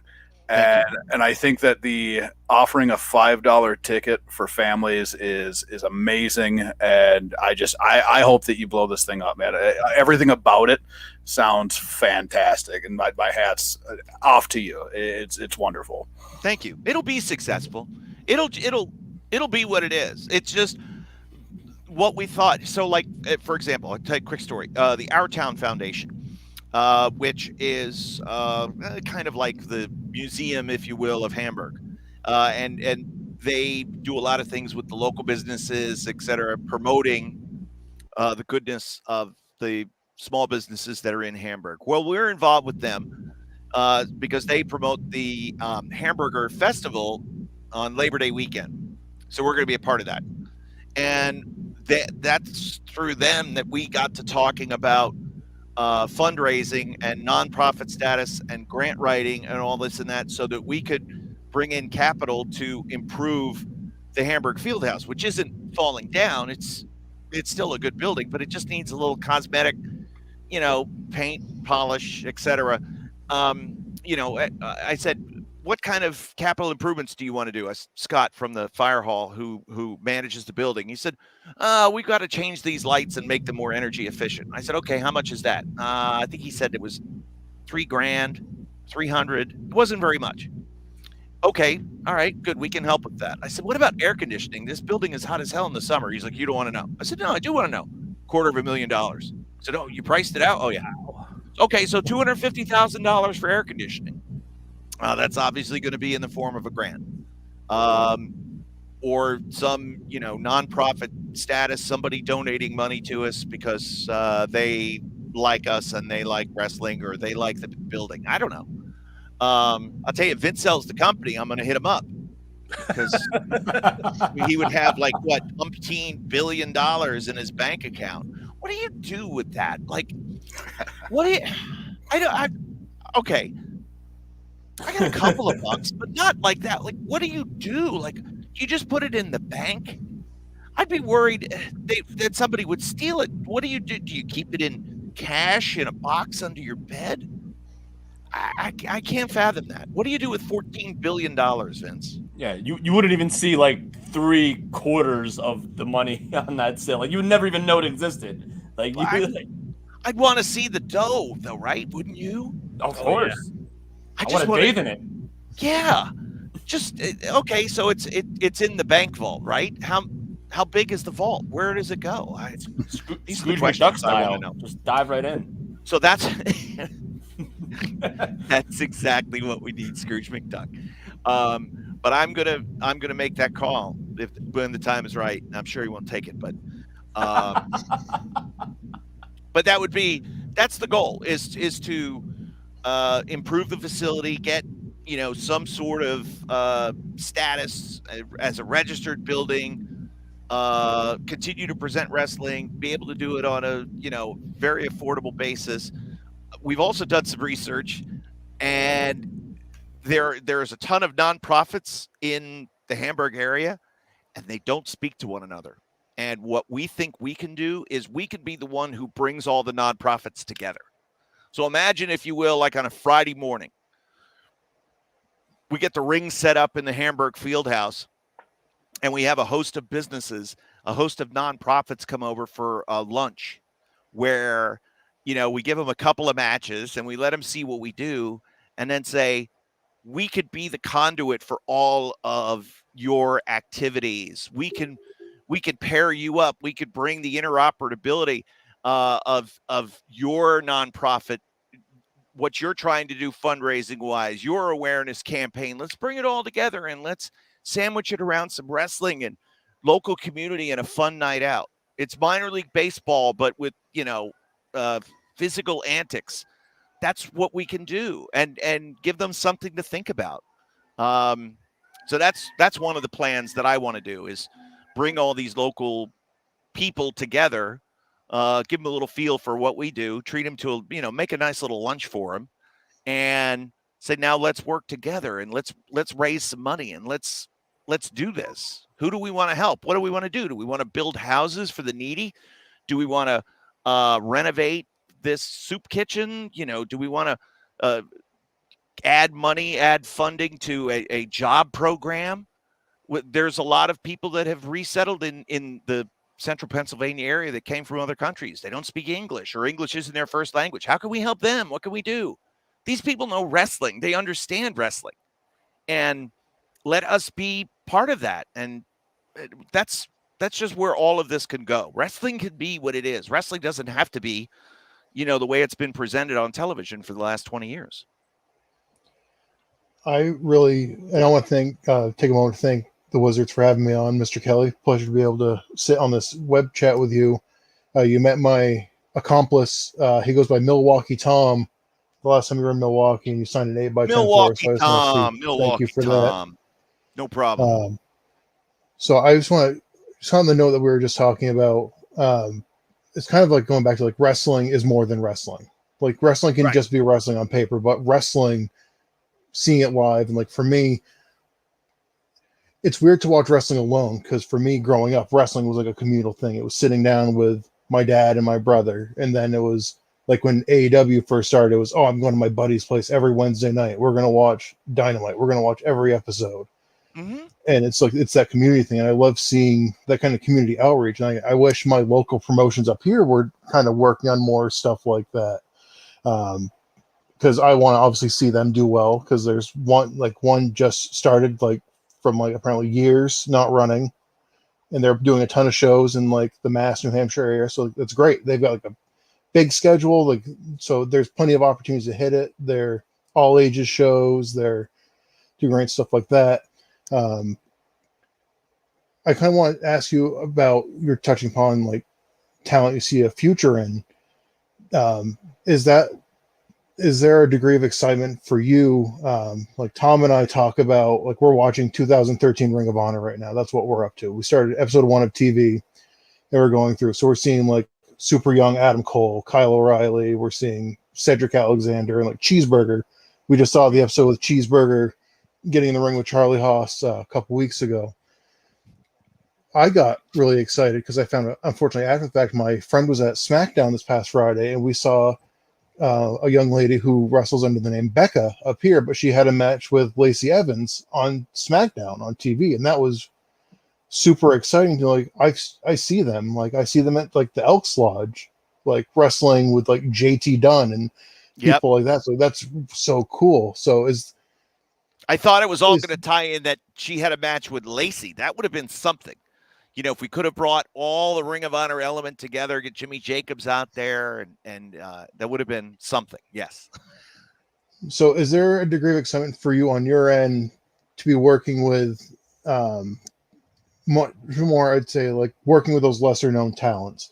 Oh yeah, that's as half opposed to fun. working with like not to downplay like the dojo students, but if you're getting the New Japan dojo, like it's already kind of accepted that you're at a certain level, right? Like that's not just anybody gets in and gets featured on New Japan Strong and stuff like that. Just to kind of have Right. these like brand new, like these people want to learn, they want to get maybe to that New Japan Strong level. Like, is there something satisfactory for you to be a part of their career at that level and to watch them go from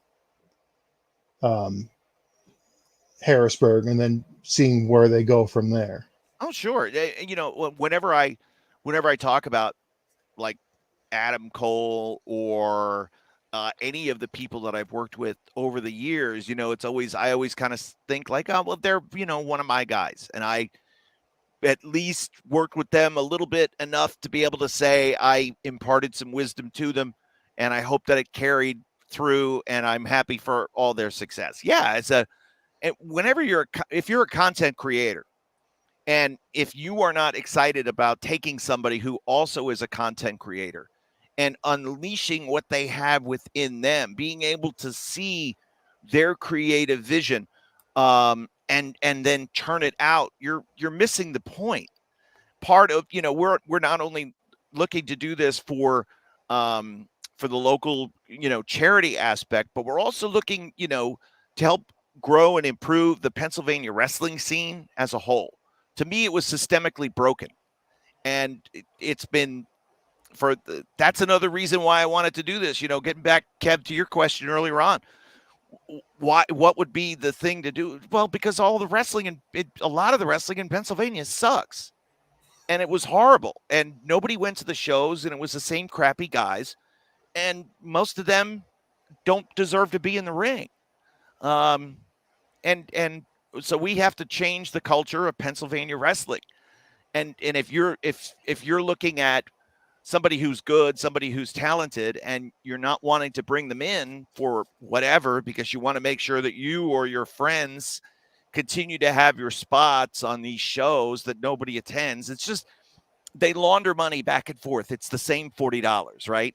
I'm on your show, you give me $40. Then you're on my show and I give you $40. It's just the same 40 passing back. Yeah. So all of that needs to change. Right. And we're in the process of changing it. But you have to be excited for taking somebody new and different, and at least opening their eyes to a different way of thinking about wrestling. They may have been treated or trained, like if they come from Create a Pro, if they come from Wrestle Pro, they're trained a certain way. And a lot of his emphasis on television, there's nothing wrong with that. But you know what? Way before there was television, and TV matches were nothing more than just squashes, there was wrestling, and there was wrestling on a weekly basis in a lot of these towns. And how did they get the people to come back on a weekly basis? Well, because they did and said things that were controversial on the television show, yes, but when they got into the arenas, they got heat, and they sold. And if you want to understand what the roots of the wrestling business are, then come aboard, because we've got the people in place who can teach you that stuff and give you a better appreciation for that. If we get people hot at the right times, if we get them pissed at the right times at the wrestler, then we've done our job. And I'll let Matt wrap it up real quick. But it's so funny you mentioned like the law. It's the same money going back and forth, like in the bar business and in the stand-up comedy business. It's like I'm paying for your gas one night, you're paying for my gas the other night. And in the bar business, we have something called the floating 20, where if you go see a bartender at their shift, you give them a 20. They'll come see you on your shift, and they give you that same 20 back. It's the floating 20. So it's so funny that you mentioned that. I just wanted to throw that out there. So that's hysterical. And there's nothing wrong with supporting each other. That's not what I'm saying, but it's to the detriment of the promotion. to the detriment of, because none of the people that are getting this $40 are worth it. And they don't do anything to promote, but they all have their spots kind of, solidified because their friend is in charge there or they're in charge here. And, others, oh, well, we'll get to you. We'll find a spot for you at some point. And everybody gets blown off. And it's like, why? We got to sweep all that away, man. We gotta end that. It's culturally disfiguring to the state. With a state of 12 million people, and you can't go anywhere. You can go. You can't drive 40 miles without running into a show, but they're all garbage. So we're changing that. We're going to run them out of business. You want to get on board and you want to watch Kevin and company change the culture. You want to be a part of that. This is AXW on the Twitter machine this Saturday. Historic Hamburg Fieldhouse. $5 tickets to get in. It's a great time. Hikuleo's there. If you hate Jay White, you can give him a high five and say thanks for ridding him. It breaks my heart again, but Earl Hebner's there. He's not going to screw anyone out of a championship, so that's good. You get some pictures, you get some autographs. It all goes to a great cause. There's a historic tie-in too. Hikuleo's there, and his uncle probably wrestled at the historic Fieldhouse back in the day. Oh, you mean his father? His father, Haku? Yes. Yeah. Oh, yeah, definitely. In fact, Hikuleo was at the last Legends convention with his father. So he's coming back because he had such a great time there. But yeah, it's a full card of action and 7 matches. I got news for you. It's going to start exactly at 7 o'clock. There's going to exactly be a 15-minute intermission, and you'll probably be done by 9:15, 9:30 at the latest. And I would get there early. Doors open at 6. Last time we had a line that wrapped around the building. So if you don't want to be, if you don't want to be standing in a long line waiting to get in the building, get there early. Get there about 4:30. Do a little tailgate. Get get a premier parking spot, and come out and have a good time. I'm trying to think. All right. So you see we're also collecting emails. We want that. Go to the landing page and subscribe to our email list. If anybody wants to go, and I'll do this for 5 people, if they want to attend, I'll give them a pair of free GA tickets. Just how do we want to do this, Matt? Just have them tweet me but copy you guys. Do you want to do this? What do you want to do? Yeah, we could do the if you are interested in heading out to Hamburg, Pennsylvania, Saturday night to catch AXW, tweet at Wizards Podcast and make sure you tag AXW. The first 5 people that do that, we'll put you in contact with somebody at AXW and we'll get you a free pair of GA tickets. Yeah, man. Oh, look at that. See? We're hooking folks up, but don't bother us if you can't come. And no, it's not televised. No, we don't stream it. Because that's a huge cost and nobody watches it anyway. The way you experience this wrestling is to come out to the arena and see it and smell the food cooking and feel the excitement and sit in the uncomfortable seat and stretch your legs and bring your own beer and, have a fight or two. Why not? I like it. Also, before we let you go, Kevin, I just have to thank you. You shouted us out at Wrestle Kingdom. I almost screamed at the top of my lungs at like 4:30 in the morning in my living room. My mother-in-law sleeping down the hall. My wife's upstairs. I was losing my mind. Forever grateful, sir. Sure. Well, I've always looked at wrestling, and those of us, especially in the New Japan sphere of things, it's kind of a bubble, and we're always trying to expand that. And if somebody's talking about what we're doing with New Japan, they have an audience, and there's more people like me. I didn't realize that. I thought we were just all together here in the Shining Wizards podcast, but there's others, and that's how the community grows. So again, New Japan and TV Asahi, they've always been great. They've allowed me, kind of free reign to push and promote whoever I want. So that's what I've continued to do. And I think that, again, what you guys have done in spreading the gospel and talking about, everything that is, and not towing a company line, you know what I mean? Like, you say something's good, it's good. You say something sucks, it sucks. That's why it's like, I don't care. You can say whatever you want to say. It's your opinion. and sometimes I'll probably agree with you, but yeah, man, well deserved, and hats off, and more of it. I love it. The more the better. So appreciate it, and I'm learning more about Matt's the expert. I'm learning more and more about New Japan every single day, and thanks to people like you that allow me to do so. We thank you for your time, Matt. Want to close things up with Kevin Kelly. Thank you again, Kevin. Thank you. Kevin, I heard you got roped into Kieran's birthday messages. Oh, God.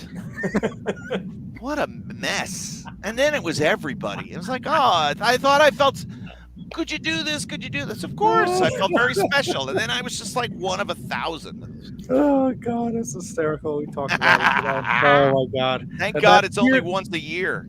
That Kieran fathead's coming to Japan. Don't worry. I'm working.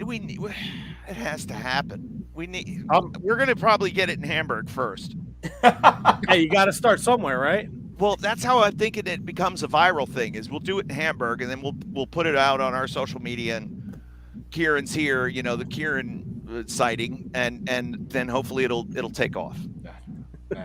Well, Kevin, it's been an absolute pleasure. It's always a great time when we get together and get to talk to you. Follow Kevin Kelly on his Twitter at Real Kevin Kelly, Instagram at Real Kevin Kelly, and of course, this is AXW on Twitter. American Wrestling /AXW.land, or excuse me, what is this? / Jesus Christmas. Don't worry about that. What are you trying to do? AXW landing page. Don't worry about that. Don't worry about that. Just put in the URL. You're good. Just click and listen. If it works, great. I got to come up with one of those. I got to come up with a better thing. One of those URLs. I got to come up with a better one for that. I don't know how you do that. It's 2023. If people can't figure it out, it's on them, not you. Come on. So anyway, oh God, I would love to have you back. I want to talk to you about like commentary for like an hour. I'm so like we didn't even scratch the surface on talking about commentary. We could do a sidebar show, no problem. I'd be happy to come back on anytime. Oh, we will set that up, Kevin. Enjoy the rest of your Monday night. We'll good luck Saturday. I might try and take off work, and take the trip out there. You're my guest. No way. Come on, I'm paying. No way. All right, if you want to pay. But absolutely. But I'll make sure I introduce myself and say hello. Well, of course. I would hope so. Anybody who wants to come out, tickets are available at the door. And I'm telling you, 5 people, I'll give away a pair of tickets. Message me. Let me know. Yeah, we're going to make that happen, Kevin. Enjoy the rest of your night. Thank you for your time. We'll talk again soon, friend. See you, boys. Thank you. Thank you, Kevin. Wow, what a guy. Oh, big man! Look out, people! Big man. That there's the head that they got to bring to the show in Hamburg. You just saw it. No, Eric Frieds, I did not ask the poop in the pants question. Ooh. Well, all right. So you don't have to if he's not a worker. That's a great point. Yeah. That's a great point. William Mercier, thank you for joining in and getting your questions. Thanks for having me. You enjoyed yourself. This was a pleasure. I think I really like when you said, let me know what you want to do. I immediately thought I want to know who is available for interviews, because I think interviewing people, even if I got my one long-winded question, but even if you can get like one question, like that one question might be like the question. I think having the chance to interview anybody is a fantastic opportunity that you guys are offering for people like me to sit in. And how many chances am I going to get to say, hey, what's up, Kevin Kelly? You've met my friend Milwaukee Tom. How you doing? Shout out to Milwaukee Tom. Put over Milwaukee Tom. You think he would do? I absolutely. Listen, Tom puts me over way more than I deserve. Like if Tom does all the work. Would you please teach him how to put an H in thanks? Listen, he spells it out phonetically. It's talking a boat. It's tanks. Tanks. He used to do the JA all the time. The yeah. But Tom is great. I mean, Tom is the reason that I met you in person. I mean, Tom messaged me and said, hey, we're all going to this GCW show. If I buy you a ticket, will you come out? It's like, Tom, if you want me to go that bad, and And I'd never met Tom before. He's like, you can stay in my hotel. Like, we can do whatever. Like, I'll cover you meals. Like, if you need like help that way. It's like, Tom, if you want me to go that bad, I'll get you the money and I'll go. Wait, Milwaukee Tom's got that kind of Skrilla? He never offered me any of this shit. I think he's secretly loaded. It's like, what would you do with all that Vince McMahon money? I mean, you just got to keep spending it. Well, Mr. Mercier, thank you for your continued support. You're OG Wizard supporter from day one, so it is so appreciated, and we hope you enjoyed your special Patreon exclusive. This was an excellent treat. I can't wait to see what you guys do with Krauzo next month. Yeah, me either, man. Last time he came on, I think he may have accidentally dropped an N-bomb because of how thick his accent was. He tried to say Arnold Schwarzenegger. But because of how thick his accent is, it came out a little more I than A. You know what I'm saying? It's all right. It was probably on the soundboard at the time too. So you go that far back, yes, yes, sir. People do change though. Or the soundboard has cleaned up a lot. You gotta. So over time, my friend, over time. Mr. Mercier, enjoy the rest of your Monday night. Thank you all for having me. Oh, anytime. Later, homie. See ya. Mr. William Mercier Jr. So look, Kevin Kelly just did. I didn't know we were getting. She shanghaied me with the free tickets. So look, I love it. If you want to go, right? If you're in the Hamburg area, you feel like taking a trip Saturday, you're going to tweet us at Wizards Podcast and then just throw in a hashtag or tag. This is AXW. And tell us you want free tickets. He's got 5 pairs of general admission tickets he's going to give away. As long as you're going to go. If you want in, fucking tweet it at us, man. We'll get you some free wrestling. Support the cause. Great cause to support, man. Yo, he pulled no punches too about indie wrestling in Pennsylvania, by the way. He's the best. Yeah. He's the absolute best. We got more wrestling to talk about. We're going to talk a little bit of New Japan. We're going to talk some WWE. We're going to talk some AEW, Impact, whatever you guys want to talk about. But first, we're going to take an 18-hour commercial break. Yes. And Tony made a new banner.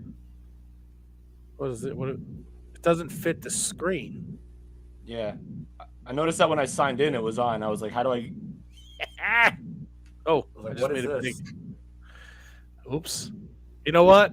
Don't fucking get... That works a little bit. I thought it might. What's that thing in the center? Like, what's that big circle? What big circle? In the center of the logo. You don't see that? The leg? No. Yep, it's a leg. All right. Matt, what do we always say? Oh, I'll answer it myself. Back after this.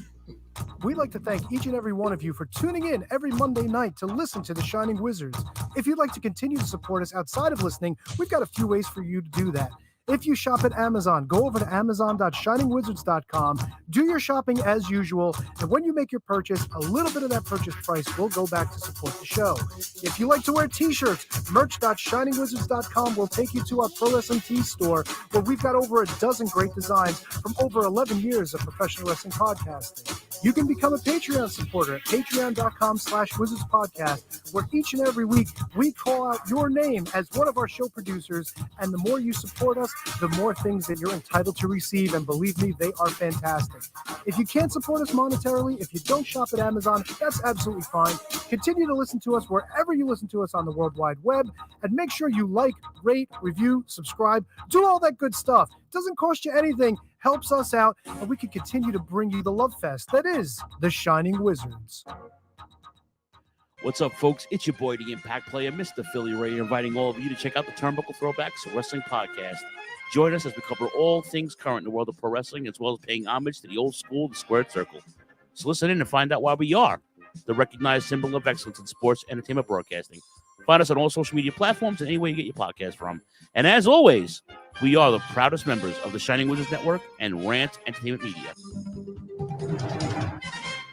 Are you tired of being lied to every day by the mainstream media? Do you want to know what's really going on in the world? Do you want to make up your own mind about things, not be told what to think or say? Then listen to Inconclusive Breakdown, a weekly anti-PC look at the world of entertainment and current events, brought to you without censorship or filters. You can find us everywhere you listen to podcasts, BitChute, and on ShiningWizardsNetwork.com. And also, we're a proud member of the Shining Wizards Network.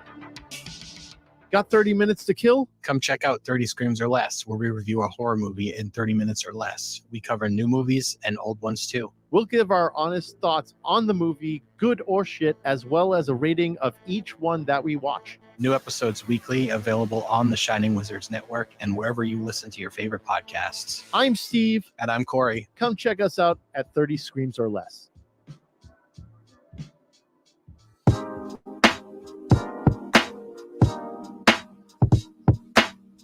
G'day guys, my name is Thomas, one half of the Broadcast Podcast. With our podcast, we go back and watch wrestling events from WWE, WWF, WCW, ECW, AEW, and many other wrestling promotions. You can check us out on Twitter at The Broadcast, that's TheBrokast, and you can also download all episodes on Apple Podcasts, Castbox, Castro, and many other podcast apps.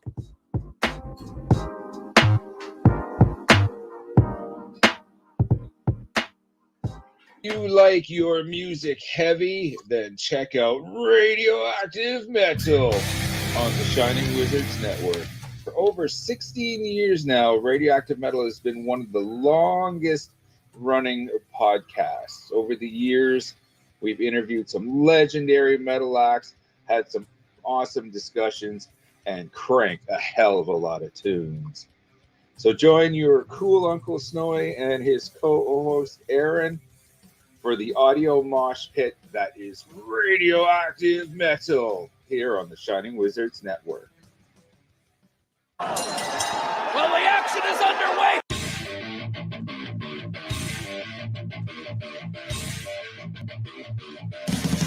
What's up, everyone?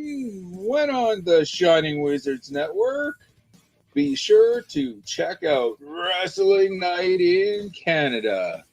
If we're not recording another kick-ass podcast, Or playing in punk bands. Or recording kick-ass heavy metal albums, then we're sitting back, we're grabbing a couple brews, and going over everything to do in the world of pro wrestling. Because we're from Winnipeg, you idiots. The Mark Order Podcast is the only show you need if you're looking for dedicated coverage of everything AEW on the Shining Wizards Network. Join us live on YouTube every Wednesday night at 10:15 p.m. Eastern after Dynamite to chat along with the show. If you can't join us live, listen to us on your favorite podcast platform. Follow us on all social channels at Mark Order Pod and use the hashtag #JoinTheMarkOrder, because if you don't find us, we will find you. I'm Kevin Rowe. I'm Al Day. And we're a couple of down under pounders that co-host Rogue Day Dots, an action figure collecting podcast where we talk about, well, just about anything that tickles our fancy at any given moment. We're grumpy old men, and sometimes people get on our nerves. And when you get on our nerves, guess what? You get off the lawn. Get off my lawn, asshole! We also go on a little bit of a mission. We go back and we're grading every wrestling figure line that's out there. I'm talking LJNs, I'm talking Jacks, I'm talking Hasbros. Who doesn't like a little Hulkaplex? It's a Gorilla Brain Wrestling podcast production found on the Shining Wizards Network. I'm Duke Bags. Kevin Rowe. And together we are the co-hosts of Your Duke and Road. If you want to hear about some terrible wrestling shows, we got you covered. Well, we talk about good ones, too. We're currently talking about the death of WCW. I know what we're fucking talking about. Sometimes we get guest spots, like from the Taskmaster. I like to listen to the Year of Duke and Rope podcast. They're funny guys. I like when they talk about the Nards plows. I like Nards plows. That's a good move. And I like the Dungeon of Doom. You know, sometimes I call my butt the Dungeon of Doom. Thanks, guys. Oklahoma. Let me tell you a little bit about my favorite wrestling podcast. All right. It's a podcast with two men, Duke Banks, Kevin Rhodes. They talk about professional wrestling. It's a man's sport. All right. And who better to talk about a man's sport than Duke? Oklahoma. And what's the wild Vince Russo's top 5? Oh, you piece of shit! If you're not listening to the You're a Duke and Road podcast in the back with the boys, you piece of shit, I don't know what you're doing. It's, you gotta slide one in there. If you're a man, you're talking about something only a man can do. You're talking about sliding one in there. Bro, take the time to slide one in there. All right, bro, you piece of shit, slide one in there. A Gorilla Brain Wrestling podcast production that you can find on the Shining Wizards Network.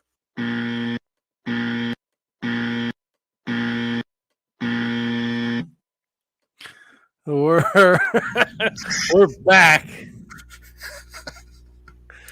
Sorry, I'm yelling at Tony. Well, happy Valentine's Day. Thanks for sitting through 6 hours of commercials. That's longer than most relationships last. Yeah, really. I said, Tony, you could break up the fucking commercials. You know, you didn't have to put all the same people back to back and belly to belly. Let's take a second. I'm going to blow through this Patreon, so we don't need any gimmicks or any bullshit here.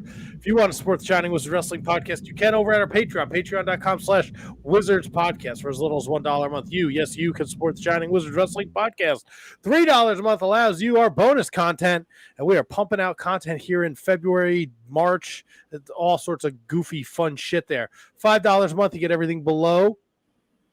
At the $3 tier and the $1 tier, plus we'll plug your social media website, whatever you want, as long as it's a reasonable thing. I'm not, it's not like I'm not plugging like a Jesus website. I watched enough of that shit during the Super Bowl last night.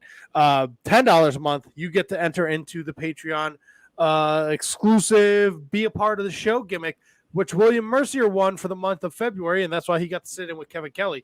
You can be there too if it's $10 a month, but whatever you can afford. If it's $1, if it's no dollars, if you just retweet us, it's all the same to us. But if you have an extra shekel, support us on Patreon. Let's thank those that support us: Kathy Hummer, Queen of the Shining Wizards; Manny Crazzo, King of the Shining Wizards; Danny Rusinello at not Danny Russ on the Twitter machine; Anthony Rusinello; Sean Toe; Sean Calejo; Kate the Great Hensler at Miss Kate Fabe on the Twitter machine. She's doing Sour Graps Tuesday, Mark Order Wednesday. Fightful on Fridays. Christine Friesendorf, Macarifo, no relationship to the KJG. You can find him on the Twitter machine at WhoDatMatt. Mark Parloni. Happy birthday, Mark. Thank you. Thomas Cops, the Mott Spock, at High Five Tom. He's doing the Marking Out ROH Revelry podcast, and I'm supposed to record a podcast with him next week. Attaboy. Kieran, my bestie over there from Britain, England, whatever. He's fucking from across the pond. He's awesome. Kingdom. Bon Beasley, Eric Freeds, he's in the chat right now, chatting it up. S.J. McDonald, Michael Hammond, Matthew Birch, Braden Bergen, at Fuego30 on the Twitter machine. He's our #1 fan from Iowa. Brendan Haney, he is the research guy. He keeps track of the Patreon pay-per-view picks, which I hate every single one of you. Ryan Schlong, at Mark Order Pod, Asian Joe, Mike Peterson at LOL Mike Peterson, David Henry Bauer III, Roll, Kevin Rogue, he's sitting in there, he's doing the ones, he's doing the twos, he's doing the Euro Pod, just in case you didn't hear that 5-minute commercial. He's doing TOTS Pod, in case you didn't hear that 3-minute commercial. And he's going to be at a show this week. He had to fucking put himself over to Kevin Kelly at JJ Rogue Means on the Twitter machine. Oh god damn it! What would this be like if I actually was serious? Not you, Matt. Kevin. And then last but certainly not least, he was just here. He's on the Twitter machine at W Mercier Jr., the one, the only Mr. William Mercier Jr. In case you haven't heard, lives are gonna be in William Mercier's hands. You know what I mean? Kevin, I know what you mean. Oh, baby. Matt, I got to say, Kevin Kelly, top 5. Top 5 indeed. What a guy. Hell of a guy. Handsome. Handsome Kevin, how you doing over there? I'm doing great, man. How are you? Did you figure out the problem? No. I don't hear it. Do you hear anything right now? No. Yeah, I'm when Big Willie stepped in, it sounded like it picked up. I really don't think it is my mic. Blame somebody else. I'm not ruling out that it's me with just my headphone connection, but I don't think it is. What's going on here? I'm just being a ball busting motherfucker. It wasn't you, Kevin, because it was going on during the Kevin Kelly thing, and I muted your mic, and it kept going. But then I muted the ones and the twos, and it stopped. And do you hear it now? No, so you fixed it. And I'm going to tell you right now, I didn't change shit. Oh, good. Being very proactive. Now, look, I may have thrown a little barb in there about the Patreon picks, okay? Yes, a little bit. You did. I'm so glad. I'm so glad. Love the Patreons. You're great. Thank you for supporting me. So glad I don't have to chase people down and keep track of this bullshit. Yeah. Dummy. Yeah. If you're part of the Patreon picks, make sure that the Patreon messages are not showing up in your mailbox. I owe one person an apology, and that's Mike Peterson, because for some strange reason, the Patreon didn't send him the message, but it sent messages to everybody else. And you don't email other people. You email the Wizards your picks. Wizards Podcast, onecast, at gmail.com. That's right. I was like very ornery Friday night. Brendan Haney was texting me, and I was like, fuck this! Fuck these people and these picks! Like, I'm not mad at you. This is fucking annoying already. I'm not mad at you. I'm just mad at the situation. Fuck the world. But so we did the NWA, enough said. And then we picked New Beginning in Osaka, Japan for New Japan Pro Wrestling. Sure did. Kevin Grifo kicking himself. Forgot to pick one match. Kevin could have ran the table. He could have been, as they say, perfecto. Yeah. But he forgot a match, and I'm pretty sure he would have gotten that match right. No, I would not. Because when I watched the match, there's no chance I would have picked that makeshift team of Minoru Suzuki, Ren Narita, whatever his name is, and Ren Narita. And whoever the other guy was. El Desperado. Oh, it's El Desperado, yeah. Yeah, and they jumped my boy. They jumped the boy on the ramp. What is that nonsense? That's the House of Torture. They're fucking trash goblins. So is House of Torture still part of Bullet Club? Yeah. Okay. But they're their own. They're like the wing of the house. Like they're like their own wing. Yes. It's like when Uncle Jesse and Aunt Becky moved into the attic. It was like their own place, but they're still part of the family. Yes. Okay. Yeah. So we picked this pay-per-view. Tony won a respectable 6-2. Kevin 7-1. So myself, Brendan Haney 6-2 each. Handsome Kevin 4-4. So Handsome Kevin was really going into Nuff Said Saturday night. I was kind of feeling bad for Handsome Kevin. Coming off of Vengeance Day. Not my best work. Not your best work. But man, he turned it around with the NWA. So here we are right now. Oh boy. Tony, Kevin, and Brendan all at 23 and me. All at 23-10. Wow. Handsome Kevin turned it around 20-13, only 3 games back. It's a big swing. No pun intended. Shoo, you ain't joking. I'm gonna let that run just in case somebody Yeah, wants to because I see need that. to read that in a little bit. Okay. So you got your 23-10, your 7-1 New Japan, 7-7 NWA. God, that NWA killed me. I see. NWA is rough, man. I can't pick against Broski. Can't. You know, I picked with my heart. First time out, didn't work for me, Kevin. You can't. You gotta remove the heart. So other Kevin. So like, just like I can't pick against Casey Catanzaro, I can't pick against Broski anymore. I just can't. He went to the same college as you. That's right, Broski from Gotcha. School of Hard Knocks. That doesn't sound right to me. No, it does. But we talked about it a little bit with Kevin Kelly. Hikuleo, he beat Jay White, so Jay White has to leave Japan. I took Jay White. Part was because I picked with my heart. The other part was it seemed too obvious. So New Japan is weird like that, right, Matt? Like no one expected, like when Carl Anderson like re-signed with WWE, no one expected him to like win that belt or have that belt, and they allowed him to keep it and then go work New Japan. Yeah. So New Japan's not a surefire thing. Like we talked about Cardona, like we all think that he's going back to WWE, so the move is put everybody else over. New Japan's shifty, man. They don't necessarily do that all the time, from what I gather. And if I'm off base, let me know. They could pull the wool over our eyes, and so they kept saying that it's the loser leaves Japan, which Correct. is why I kind of wanted to bring it up with Kevin Kelly, and you, I think, did get to it with about him being the face of New Japan here, because I believe in Battle of the Valley he still has to fight, if he's healthy, Eddie Kingston. Correct. So like maybe. So Jay White is stateside working that show, and maybe he's not done with New Japan. And Kevin Kelly alluded to it, and I thought about it too. That maybe this isn't the end for Jay White, but it certainly seemed like it watching that show. I'll tell you what. I know there's a lot of haters out there that don't like Jay White. One who's not here.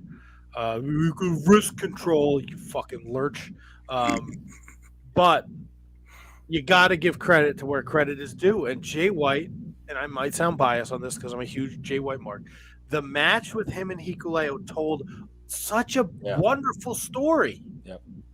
From the beginning to the end and everything afterwards, I'm a New Japan nerd, right? So, like, fuck you, Tony, you piece of shit. Why are you watching this if you're home? If you already laid the pipe and you got a couple minutes, you better come in here and say it to my face, bro. Don't encourage him, because he will. No, don't be FJ White, FJW. You dumb fucking, fuck shit piss fucking Muppets up there. I know what you're doing. God, get me all fired up. So anyway, after Wrestle Kingdom, Jay White lost to Okada. He had nothing but great things to say about Okada afterwards. After he lost to Hikuleo, he fist bumped Tanahashi. Very out of character. I'm sorry. Go ahead. That just triggered a memory. I'm like, what? What? He can't be leaving if that's like a. I don't know what that was. So there's a lot there, man. He's got a lot of history in Osaka. Like, if anybody, so if he is, and look, this could play out for a year. This could lead to nothing. Yeah. But, if anyone is going to go to bat for Jay White, you don't have two better people that embody New Japan Pro Wrestling than Okada and Tanahashi. Now, maybe this is a story that'll play out over a year where he's in the States being the face of New Japan. He's not heel Jay White anymore because he's done everything heel Jay White has done needed to accomplish. He's won every single title. He was the leader of Bullet Club. So this had no implication. I'm sorry, Kevin. This had no implications on his status in Bullet Club. It's just that he's out of, like, so if he did want to come back or he wanted to be, it's like, say, like, all right, so I know, like, in Impact, like, Kenta is coming to No Surrender to team with our Bullet Club here, Bay and Ace Austin, right? Yes. Yeah. So now can Jay White at some point still be Bullet Club in, like, this had no implications on his status at Bullet Club. It's just he's out of Japan. That's right. He's out of Japan. So now the Bullet Club faction in Japan does not have a leader. You know who I think it's going to be? And they alluded to it on the show. If it's not Phantasmo, or if it's not like some sort of like Tama Tonga swerve deal, like Tama Tonga's a freaking star, bro. Like an absolute legit main event, absolute star. So I would love to see them do some sort of weird like switchy-do gimmick. I don't know enough about the stories to know if that's even possible. Have Tama Tonga go back into the Bullet Club and let him run the show, maybe, or Phantasmo. Well, I like they released the brackets for the New Japan Cup today, which starts in March. And the way it is set up, there's the potential for ELP to run his side of the bracket, but to do that, he has to beat every other member of the Bullet Club. Oh, so I think if we're on the same page, he runs the table, and now that he is, you can't deny him. He is the new leader of the Bullet Club, and then you could even bring him over here and have him feud with Jay over who the real leader of the Bullet Club is. And I like that because you know what, like El Phantasmo was never like he's getting himself in like really good shape too. Like he looks a lot better than like the last time I saw like a match of his. He's bulking up. Not Trevor Murdoch style, but like bulking up, looking good. And so if he gets that 100% look down and then he could still do like the headbanger. Wait, he's like his thing is like the headbanger, right? Or Headbanger, Thrasher. Yeah. And so if he could still do his like X-Pac like stuff, and he looked like a star. I'm telling you right now, like I don't watch New Japan as religiously as you do, but he looked like a star coming out with that light up gear and like the spikes on it and the hat and the glasses. And he just looked really good in the match. So if it's not Tama Tonga and some switchy do, give Phantasmo the reins and let him roll, man. Reigns. Now, I was going to ask you, Matt, because I watched Wrestle Kingdom, and it was the first. It was the first New Japan event I think I watched in full. Is this? I know that Wrestle Kingdom's like their version of WrestleMania. Yep. Is this something that I would also be intrigued by watching? You know what I mean? Does it fall in the same plane? I know that it's not the same spectacle, but does it fall in the same kind of plane as far as intrigue, as far as the product goes? Yes. Yes, I think there's so the way they do they don't, so it's not like they have weekly TV. I'm sure they have some form of TV. I just don't know how it works over there. I know they're on TV Asahi. I'm sure I butchered that too, but so like they do shows called Road to New Beginning that took place about a week before, and they're typically your big matchups, but a lot of 6 and 8 man tag matches, and there are a couple of like main feuds that they let play out there. So like Catch 22 wrestled Doki and Kanamura, and me and Kieran raved about this match. And this was from a week ago. We didn't pick this match. Easily could have been the best junior tag team match in the history of junior tag team matches in Japan. It was a fucking great story. You saw Ospreay Tai Chi in a singles match. So they kind of don't they don't put it all on one big show. They kind of sprinkle it around so you can get, people can get to these smaller shows, but you can still pack it with stuff that people want to see. Gotcha. But, excuse me. I do think there's stuff. Hikuleo Jay White is definitely worth watching. Kenta Hiroshi Tanahashi was great. They have amazing chemistry, even though that fucking punk Tanahashi lost his fucking front teeth to a goddamn protein bar because he's old and his teeth are falling out. And Shingo Okada was fucking unbelievable. Okay. And look, Tama Tonga ELP was okay. It went long. It went so long they could have cut like fucking 10 minutes out of it, and it would have been just fine. Okay. I'll check it out. You look, anytime you need to log in, you have it. Please, by all means, check it out. There's some good stuff on there. There's a lot of goofy, like, they tell their story through the 4-man and the 8-man tags, and the 6-man tags. They kind of set things up like Hiromu was in, LIJ was in the 8-man tag match against Tiger Mask, Taguchi, Honma, and Umino. And Hiromu won. And then after he won, the video played where Leo Rush challenged Hiromu for the IWGP Junior Heavyweight Championship. Great video package, by the way. Great stuff. Good stuff right there. So that's taking place. I think they announced it for March 21st. It'll be the main event of a New Japan Cup show. And I love that video too. Leo Rush came across as like so big time, like avenging. Was it Sho or Yo is his partner? Yo is his partner. Yo is his partner. So like saying like I'm gonna do what Yo like. He kind of shits on Yo a little bit by saying I'm gonna do what Yo couldn't do.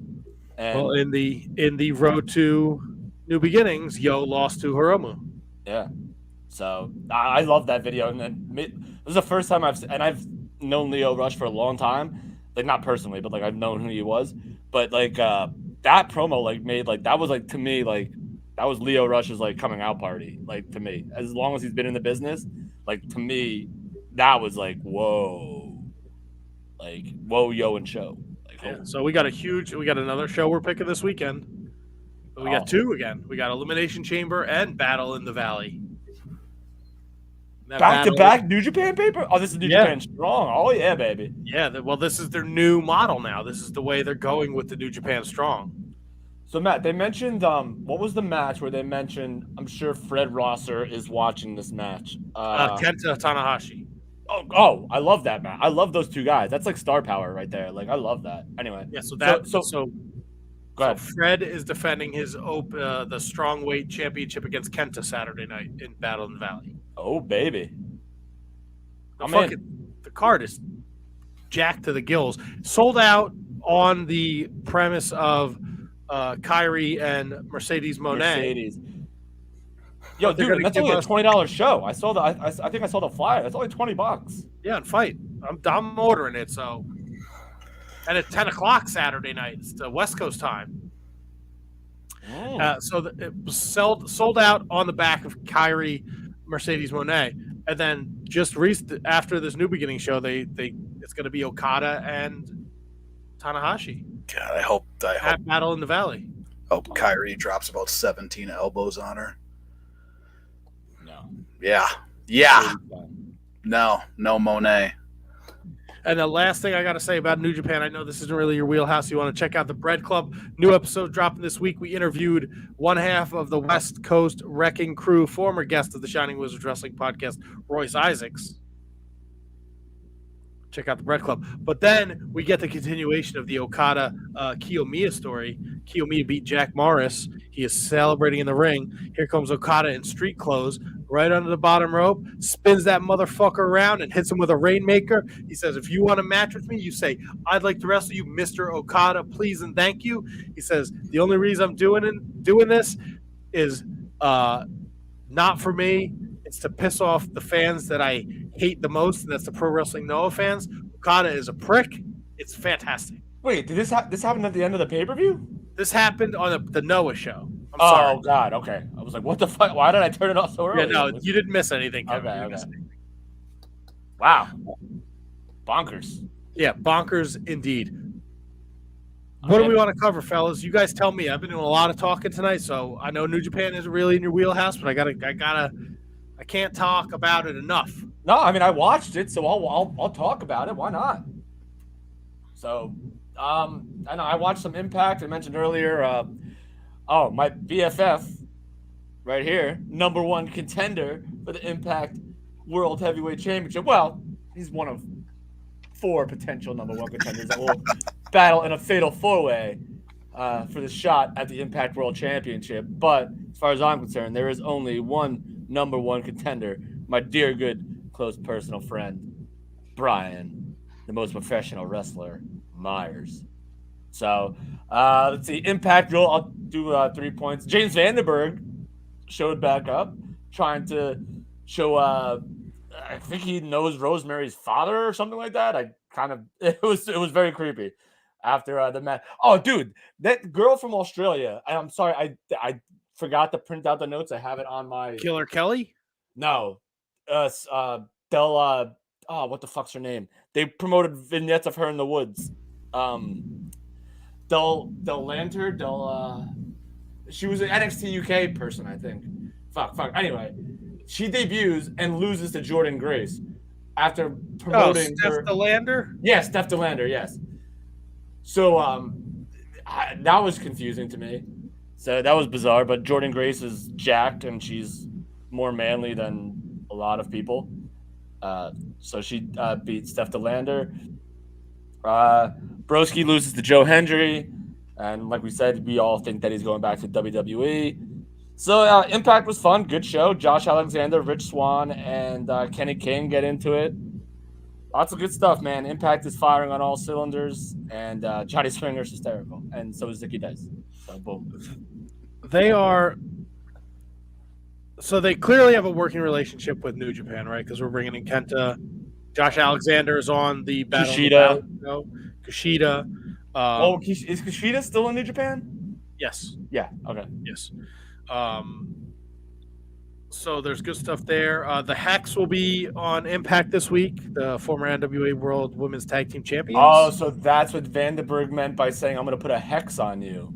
Yes. That's what he meant. Okay, because I thought it was like, oh, come on, this is Danhausen shit right here. All right. Copy that.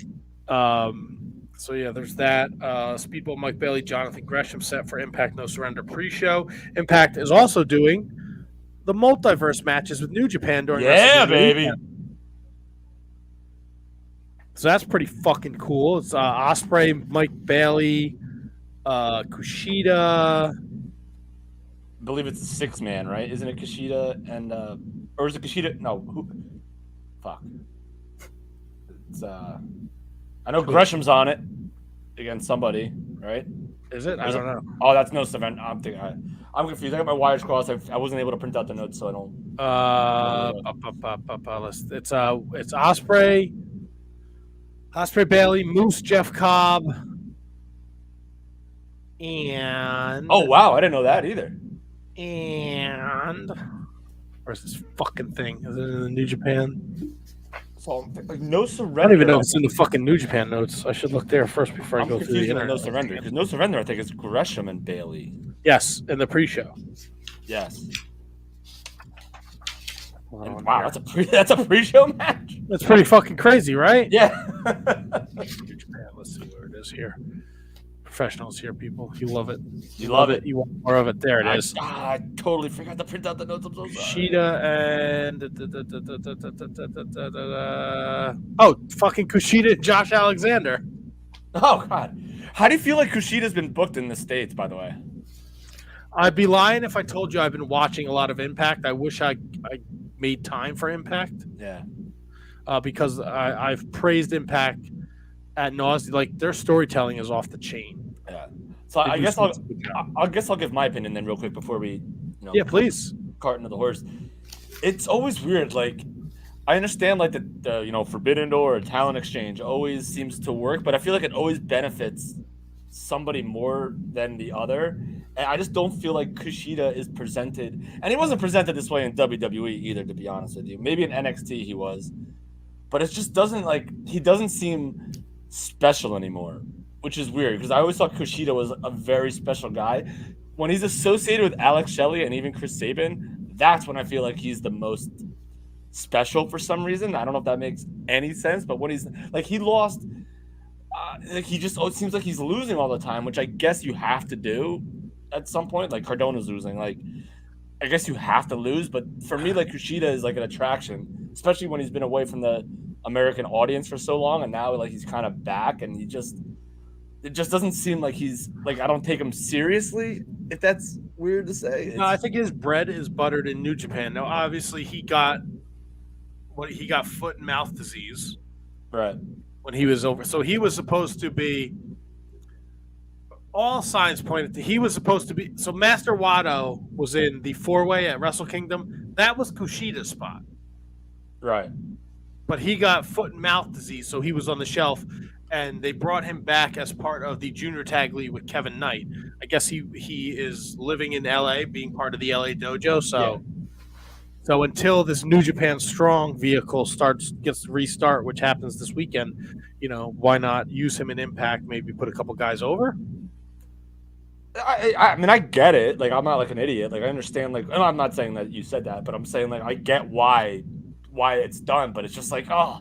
You got and the Kushida Kevin Knight team ruled, by the way, and they're awesome. And Impact and their match that they had there, so it was dope. But it's just like I just can't help feeling that it's just like he comes across as less than, even when he was in like, yeah, he's losing. Look, Kate said his match with Darby was my favorite of that mini reign that we just got. Oh, I didn't even think about that. But you're so every time you see him though, he's on his back, right? Yeah. He's losing, so that takes a bit of the luster away. And I wonder if this whole Forbidden Door like hurts it. He's got to get some W's under his belt. That's right. Wins and losses matter, people. I guess they really do. Not even a little bit. No, he's right. I'm just fucking around. Yeah, it's not about going over; it's about getting over. That's a whole other conversation for another day. All right. No, I'm just saying. I'm more with you than I'm not with you. Yeah. But I think that there's something to be said on both sides of that coin, but at the same time, like, to actually track wins and losses is a little absurd. Dude, do you remember when they did that? Like, they had like that was like a big deal, Matt. Like, we were like 10-0 undefeated in tag team competition. Now no one gives a fuck. The freaking Guns just freaking beat the Acclaimed. Oh yeah. And I don't hate the Guns. I think the one guy is good. Oh, the you other hate guy, the one that looks like with the ponytail, Colton. He stinks. Colton? Austin's good. Well, they're your new AEW Tag Team Champions. Yeah, Yes, they did. Kevin. Handsome Kevin. I was so disappointed that Billy didn't turn. I was waiting for it. I wanted it. I needed it. And then when it didn't happen, it was a little less satisfying when the Acclaim lost, for me at least. Yeah, they'll get the belt if they're healthy. They'll get the belts back at Revolution. Or Revolution. How far away from Revolution? Late March. Less than a month. Golly. Let him run with it for a little bit. No way. No, it's stupid. Why is it stupid? Stinks. Can't argue your logic. Yeah, that's all I got, Matt. They're a heel tag team. You're not supposed to like them. I know. Well, then mission accomplished. They've come a long way. Obviously, it's just like you didn't have to do it. Like you don't put like I don't know where the Revival is. I don't know where like Penta and Phoenix are. Like why like does that no like that's like it's like to me like they get like, for lack of a better phrase, X-Pac-y. Like no one really hates them. They just or don't want them on anywhere. I want them on every week. But there's a story there. Yes, of course, the Guns and the Billy and the Dippity Doodah and all that stuff and the Acclaimed, and everyone loves the Acclaimed. I just don't. Well, the Guns were there with Bowens when he was in his wheelchair, and they were helping him around, and they were. I forgot about that. Yeah. Yeah, there's a whole story there. Like, look, you say it all the time, Kev. They're making weekly TV. They have to tell these stories. Championship titles are just props. And they got a shitload of props. Oh, do they ever? But if the story, look, is the story the best story they've told? No, but it's a story. It makes sense. It checks. It's not even like a bad story. It's just like I just didn't want the title change for some reason. I don't know why. Just didn't want it.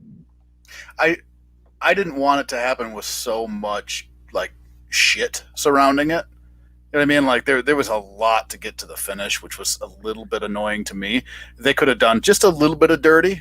I would have liked it a lot more. Altogether, though, I'm A-okay with the Guns. A-okay. So much more juice left in the Acclaimed. And like I said, if my prediction's right, they'll get the belts back the next time they fight. But isn't so much left in as everyone says, like, babyface is chase, right? But I just want them to be the belts and not let people chase them, because Max can slam them down on the mic, like, and Bowens can slam them in the ring. It's just like,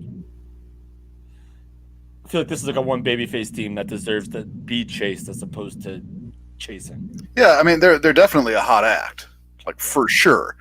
But now you can you let the Guns run for a little bit, let the Acclaim chase them for a little bit. I think when you said like there's more to, let them squeeze the shit out of it. Then wring it dry. Let them battle back and forth for a while. Yeah, I'm not gonna stop watching. So it's like they got me. Like I'm hooked. Like I'm gonna watch every week regardless. It's just the opinion ski. There's also that underlying story with the Guns and FTR. Oh God, yeah, right. The Guns beat FTR, and they haven't been on TV since they lost, and they've been mocking them with their photos after they won. Yeah. And maybe you'll get your ass turn at Revolution. Is this going to be, boy? Is it so? Are the Guns an easy transitions to get the belt on FTR? Probably, and then you run it back with FTR and the Acclaimed. Could be. But at that point, do you take the belt? Then are then doesn't that just make FTR transitional champions too? Why did we have to take the titles off? You're right. We don't have to. Why can't we You're have some good wrestling matches? I just thank you. No, you're right. No, you're 100% right. Right? If it makes sense, there's a story there, and if it can be told properly and executed, a la the Sami Zayn, Roman Reigns, now Cody's involved. Like that Cody Paul Heyman promo last week was fucking awesome. Perfect. The one thing about that promo. Oh boy. No. Stay with me. I'm not shitting on it. I'm not shitting on it whatsoever. The one thing, like when I hear him mention, like, you know, they were fucking flat broke and all that, I like in my mind I was going, but you're the American Dream Dusty Rhodes. You don't have a little bit stashed away? Like none? Well, that's like fucking Ric Flair. Ric Flair was broke. Well, yeah, but I think there's a difference in how Dusty and Rick live. Was there? Maybe Dusty's stories aren't as popular, but Rick has told, you've heard Flair told the story, like, Dusty dropped me off and they were shooting basketballs in their driveway all drunk, yelling and screaming at me as I was going inside. Right, yeah, well, I mean, it just shocks me. It just, when I hear that story, I'm like, damn, come on, Dusty. I mean, get an accountant, work something out here. You can't. I mean, he rebounded nicely. I'm sure he ended up making a lot of coin eventually. Right, yeah. But wasn't he part? I feel like he was part. He had a stake in JCP. What's JCP? At some point. Is that an energy company? No, Jim Crockett Promotion. Is that an energy drink? It sounded like PSE&G to me. So like, it sounded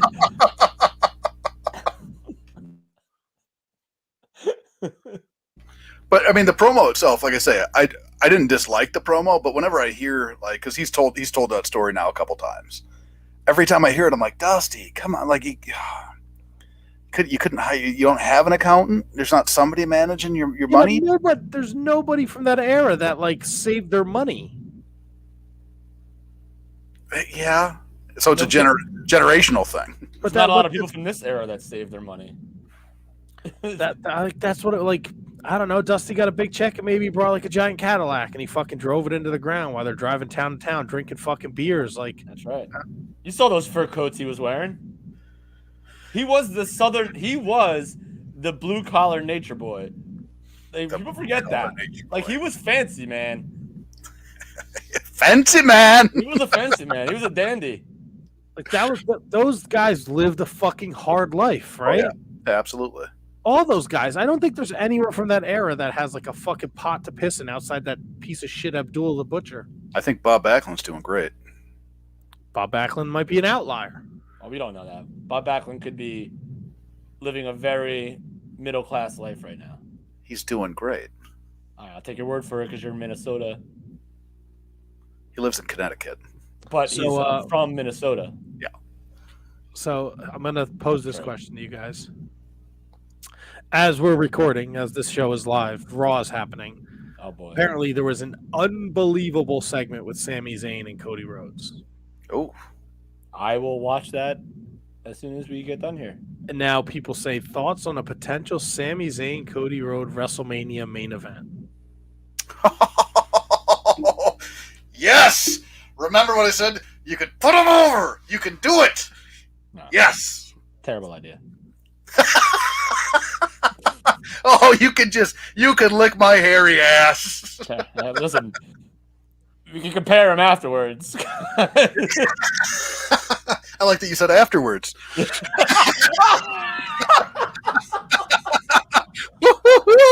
Somebody is getting a treat tonight. All right, let's strike that. That never happened. No, that's not live while we're recording. It's on the record. You're live, pal. That's what we call a Freudian slip. I didn't know they were in Brooklyn today. No, Cody Rhodes, Sami Zayn main event Mania? Sure. No chance. No way. Don't do it. Roman's your guy. You got to keep Roman there. But Roman's been the guy. Why not? We're too close, man. We're too close. Too close to what? Can't call an audible now. Sure, you fucking call an audible right now. If you want to tell me you want to do Sami Zayn Roman, I could be on board with that more than I could be with Sami Zayn Cody. They're doing Sami Zayn Roman this weekend.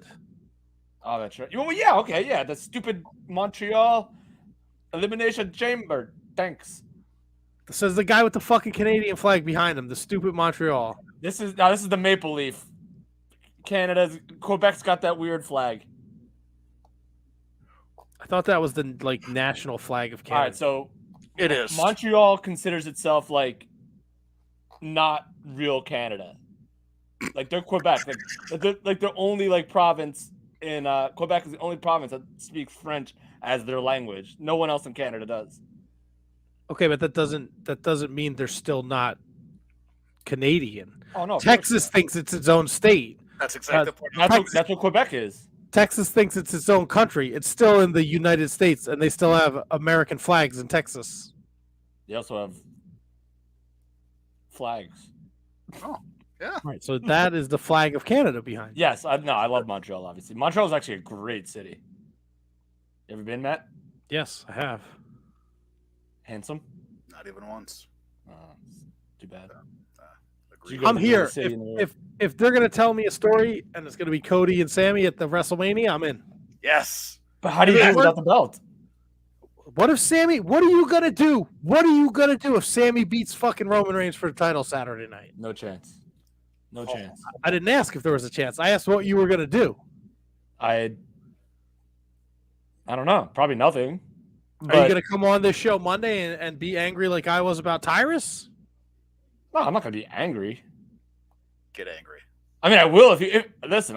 If I'm angry, I'll be angry. If I'm not angry, I won't be angry. It's just you got to play it by ear, man. Just get angry. Well, you seem like, first of all, yes, that's usually how. If you're angry, you're angry. If you're not angry, you're not angry. Yeah, I can't predict. Right now, you're against it. Kevin's foot is down. He says, "No, no, sir, I do not want that." No. I want to see. Sami Zayn is going to be in some sort of Jey Uso, Jimmy Uso, Solo Sikoa thing. And that's where it should be. and that's all I have to say about that. That's all I got to say about that. Interesting. What? Matt? It's interesting. Look, man, if Sammy's hot to trot right now.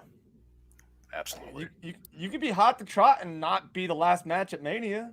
Maybe he'll do SummerSlam. Maybe he'll do whatever the next pay-per-view is afterwards. He'll get his main events again. Don't get me wrong. And maybe we'll see Cody and Sammy, but not at Mania. Don't want it. Don't need it. Don't care. Perhaps. Don't want it. Don't need it. Don't care. We're writing this down, right? Yeah. Perhaps. Perhaps Roman needs a little because time you know off. I'm not going to remember it. So now, if you show up next week, Kevin, let's hypothetical. Okay. Sammy beats Roman. All right. And if you show up next week and you are like, that was the greatest thing I've ever seen, and I can't wait for WrestleMania, you're going in the barrel. Yeah. Nope. Can't do it. What, can't put you in the barrel, or you're not going to react like that? No, I will say how I feel in the moment at the time. And if they prove me wrong, God freaking bless them. Interesting. It'll be interesting next week then. Oh, I mean, I'll allow myself to be in the barrel. I'll take some shots. I'll take some. I'll take the heat, if you will. Those shots before or after? I didn't do shots today. It's gonna be an interesting week. Yeah. I'm looking forward to it. I'm looking forward to Elimination Chamber a lot. I think it's going to be fun. I think the Canadian crowds usually prove to be fantastic, and I think especially with Zayn in that situation, I think it's going to be a very good pay-per-view. I think you want the image of the Montreal crowd being absolutely pissed off with Roman Reigns standing over their defeated freaking guy. That's not what I want. I think that's what WWE wants. Let them bury the hometown guy, as opposed to Tony Khan booking for the moment where, you know, so and so wins because he's in his hometown. He wins a belt and then loses it to Samoa Joe the next week or whatever it is. So, like, I think you want the anti-hero to just kill your babyface to cement them as a heel. So when Cody beats him, it means that much more. And then Roman comes back as a babyface and feuds with, I don't know, freaking Ezekiel or something. Ezekiel Jackson? No, I loved Ezekiel Jackson, by the way. Matt, you had some pretty awesome facial expressions. What? Roman's been the champion for over 2 years. You're not. There's nothing more he can do that's going to make him more hateable, right? Unless he like fucks Sami Zayn's mother in the middle of the ring Saturday night. Do it. Sex celebration. Kevin said, "Do it." Yeah. Let her ride. God, I wonder Fuck how her. Sami Zayn's mother is. Is she still alive? Do we know if she's a person? Yes. Time to get to rattling bones. I mean, she's definitely a person. We just don't know if she's alive. I feel like Sami Zayn is adopted for some reason. Wow. You're just fucking going all in on Sami Zayn tonight, Kevin. I love me some Sami Zayn. I think he's hysterical. Doesn't seem Would you love him more? But or he's less not. if he was He's adopted? not gonna beat. He's not going to beat Roman Reigns. Yeah, maybe he will. You know what, Kevin? I've had enough of your lip. I was gonna make a joke that. About the Nah. Let sleeping assholes lie. Yeah. It's not tired yet, babe. All right. Wow, this has been quite the show. Special thanks to Kevin Kelly for joining us today. Be sure to follow him at Real Kevin Kelly on Twitter, at This Is AXW on Twitter. If you want free tickets to the show this Saturday night in Hamburg, Pennsylvania at the historic Field House, you're going to tweet at the Wizards, at Wizards Podcast. Just puts like, hey, y'all, I want to check out at This Is AXW. And then that's it. The first 5 people to do that are going to go to the show will get free tickets. I'll put you in contact with Kevin Kelly, and he will hook you up with free tickets, and you just got to show up Saturday night. And don't be a fucking dick and not go if you win. Yeah, you better come correct. If you're going to try to do this, you better be there. Or be square.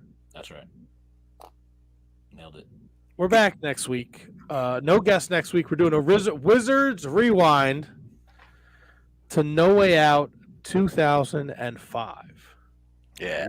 So you have a week. If you're listening, you're in the chat, you're there all the time, hanging out. Eric Freeds, Mike Peterson, Kate the Great, Mott Spock, Big Willie style, TJ Vegas, all you guys, Matthew Birch.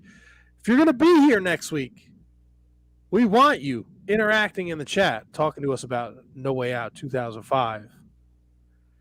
So watch the show. Yeah. And if you're a Patreon, keep your eyes peeled because you're going to get a message from the Wizards about your pay-per-view picks, Elimination Chamber and New Japan Pro Wrestling Battle in the Valley the same night. Yeah. Big night. And then we're good for the rest of February. There's no more picks for the rest of February. Ooh. Heavy front loading.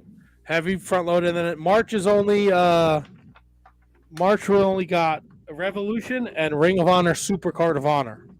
Then we got 2 nights of Mania. Well, that starts the second quarter for the the second quarter for Patreon. Yes, sir. So if you want to be in on the Patreon picks, you got to be $3 and above. So if you're at that $1 level and you're like, man, I wish I could get on these fun picks, just go into your Patreon and edit it to $3 a month. And you get the bonus shows, you goose. Yeah, it's a fucking cup of coffee.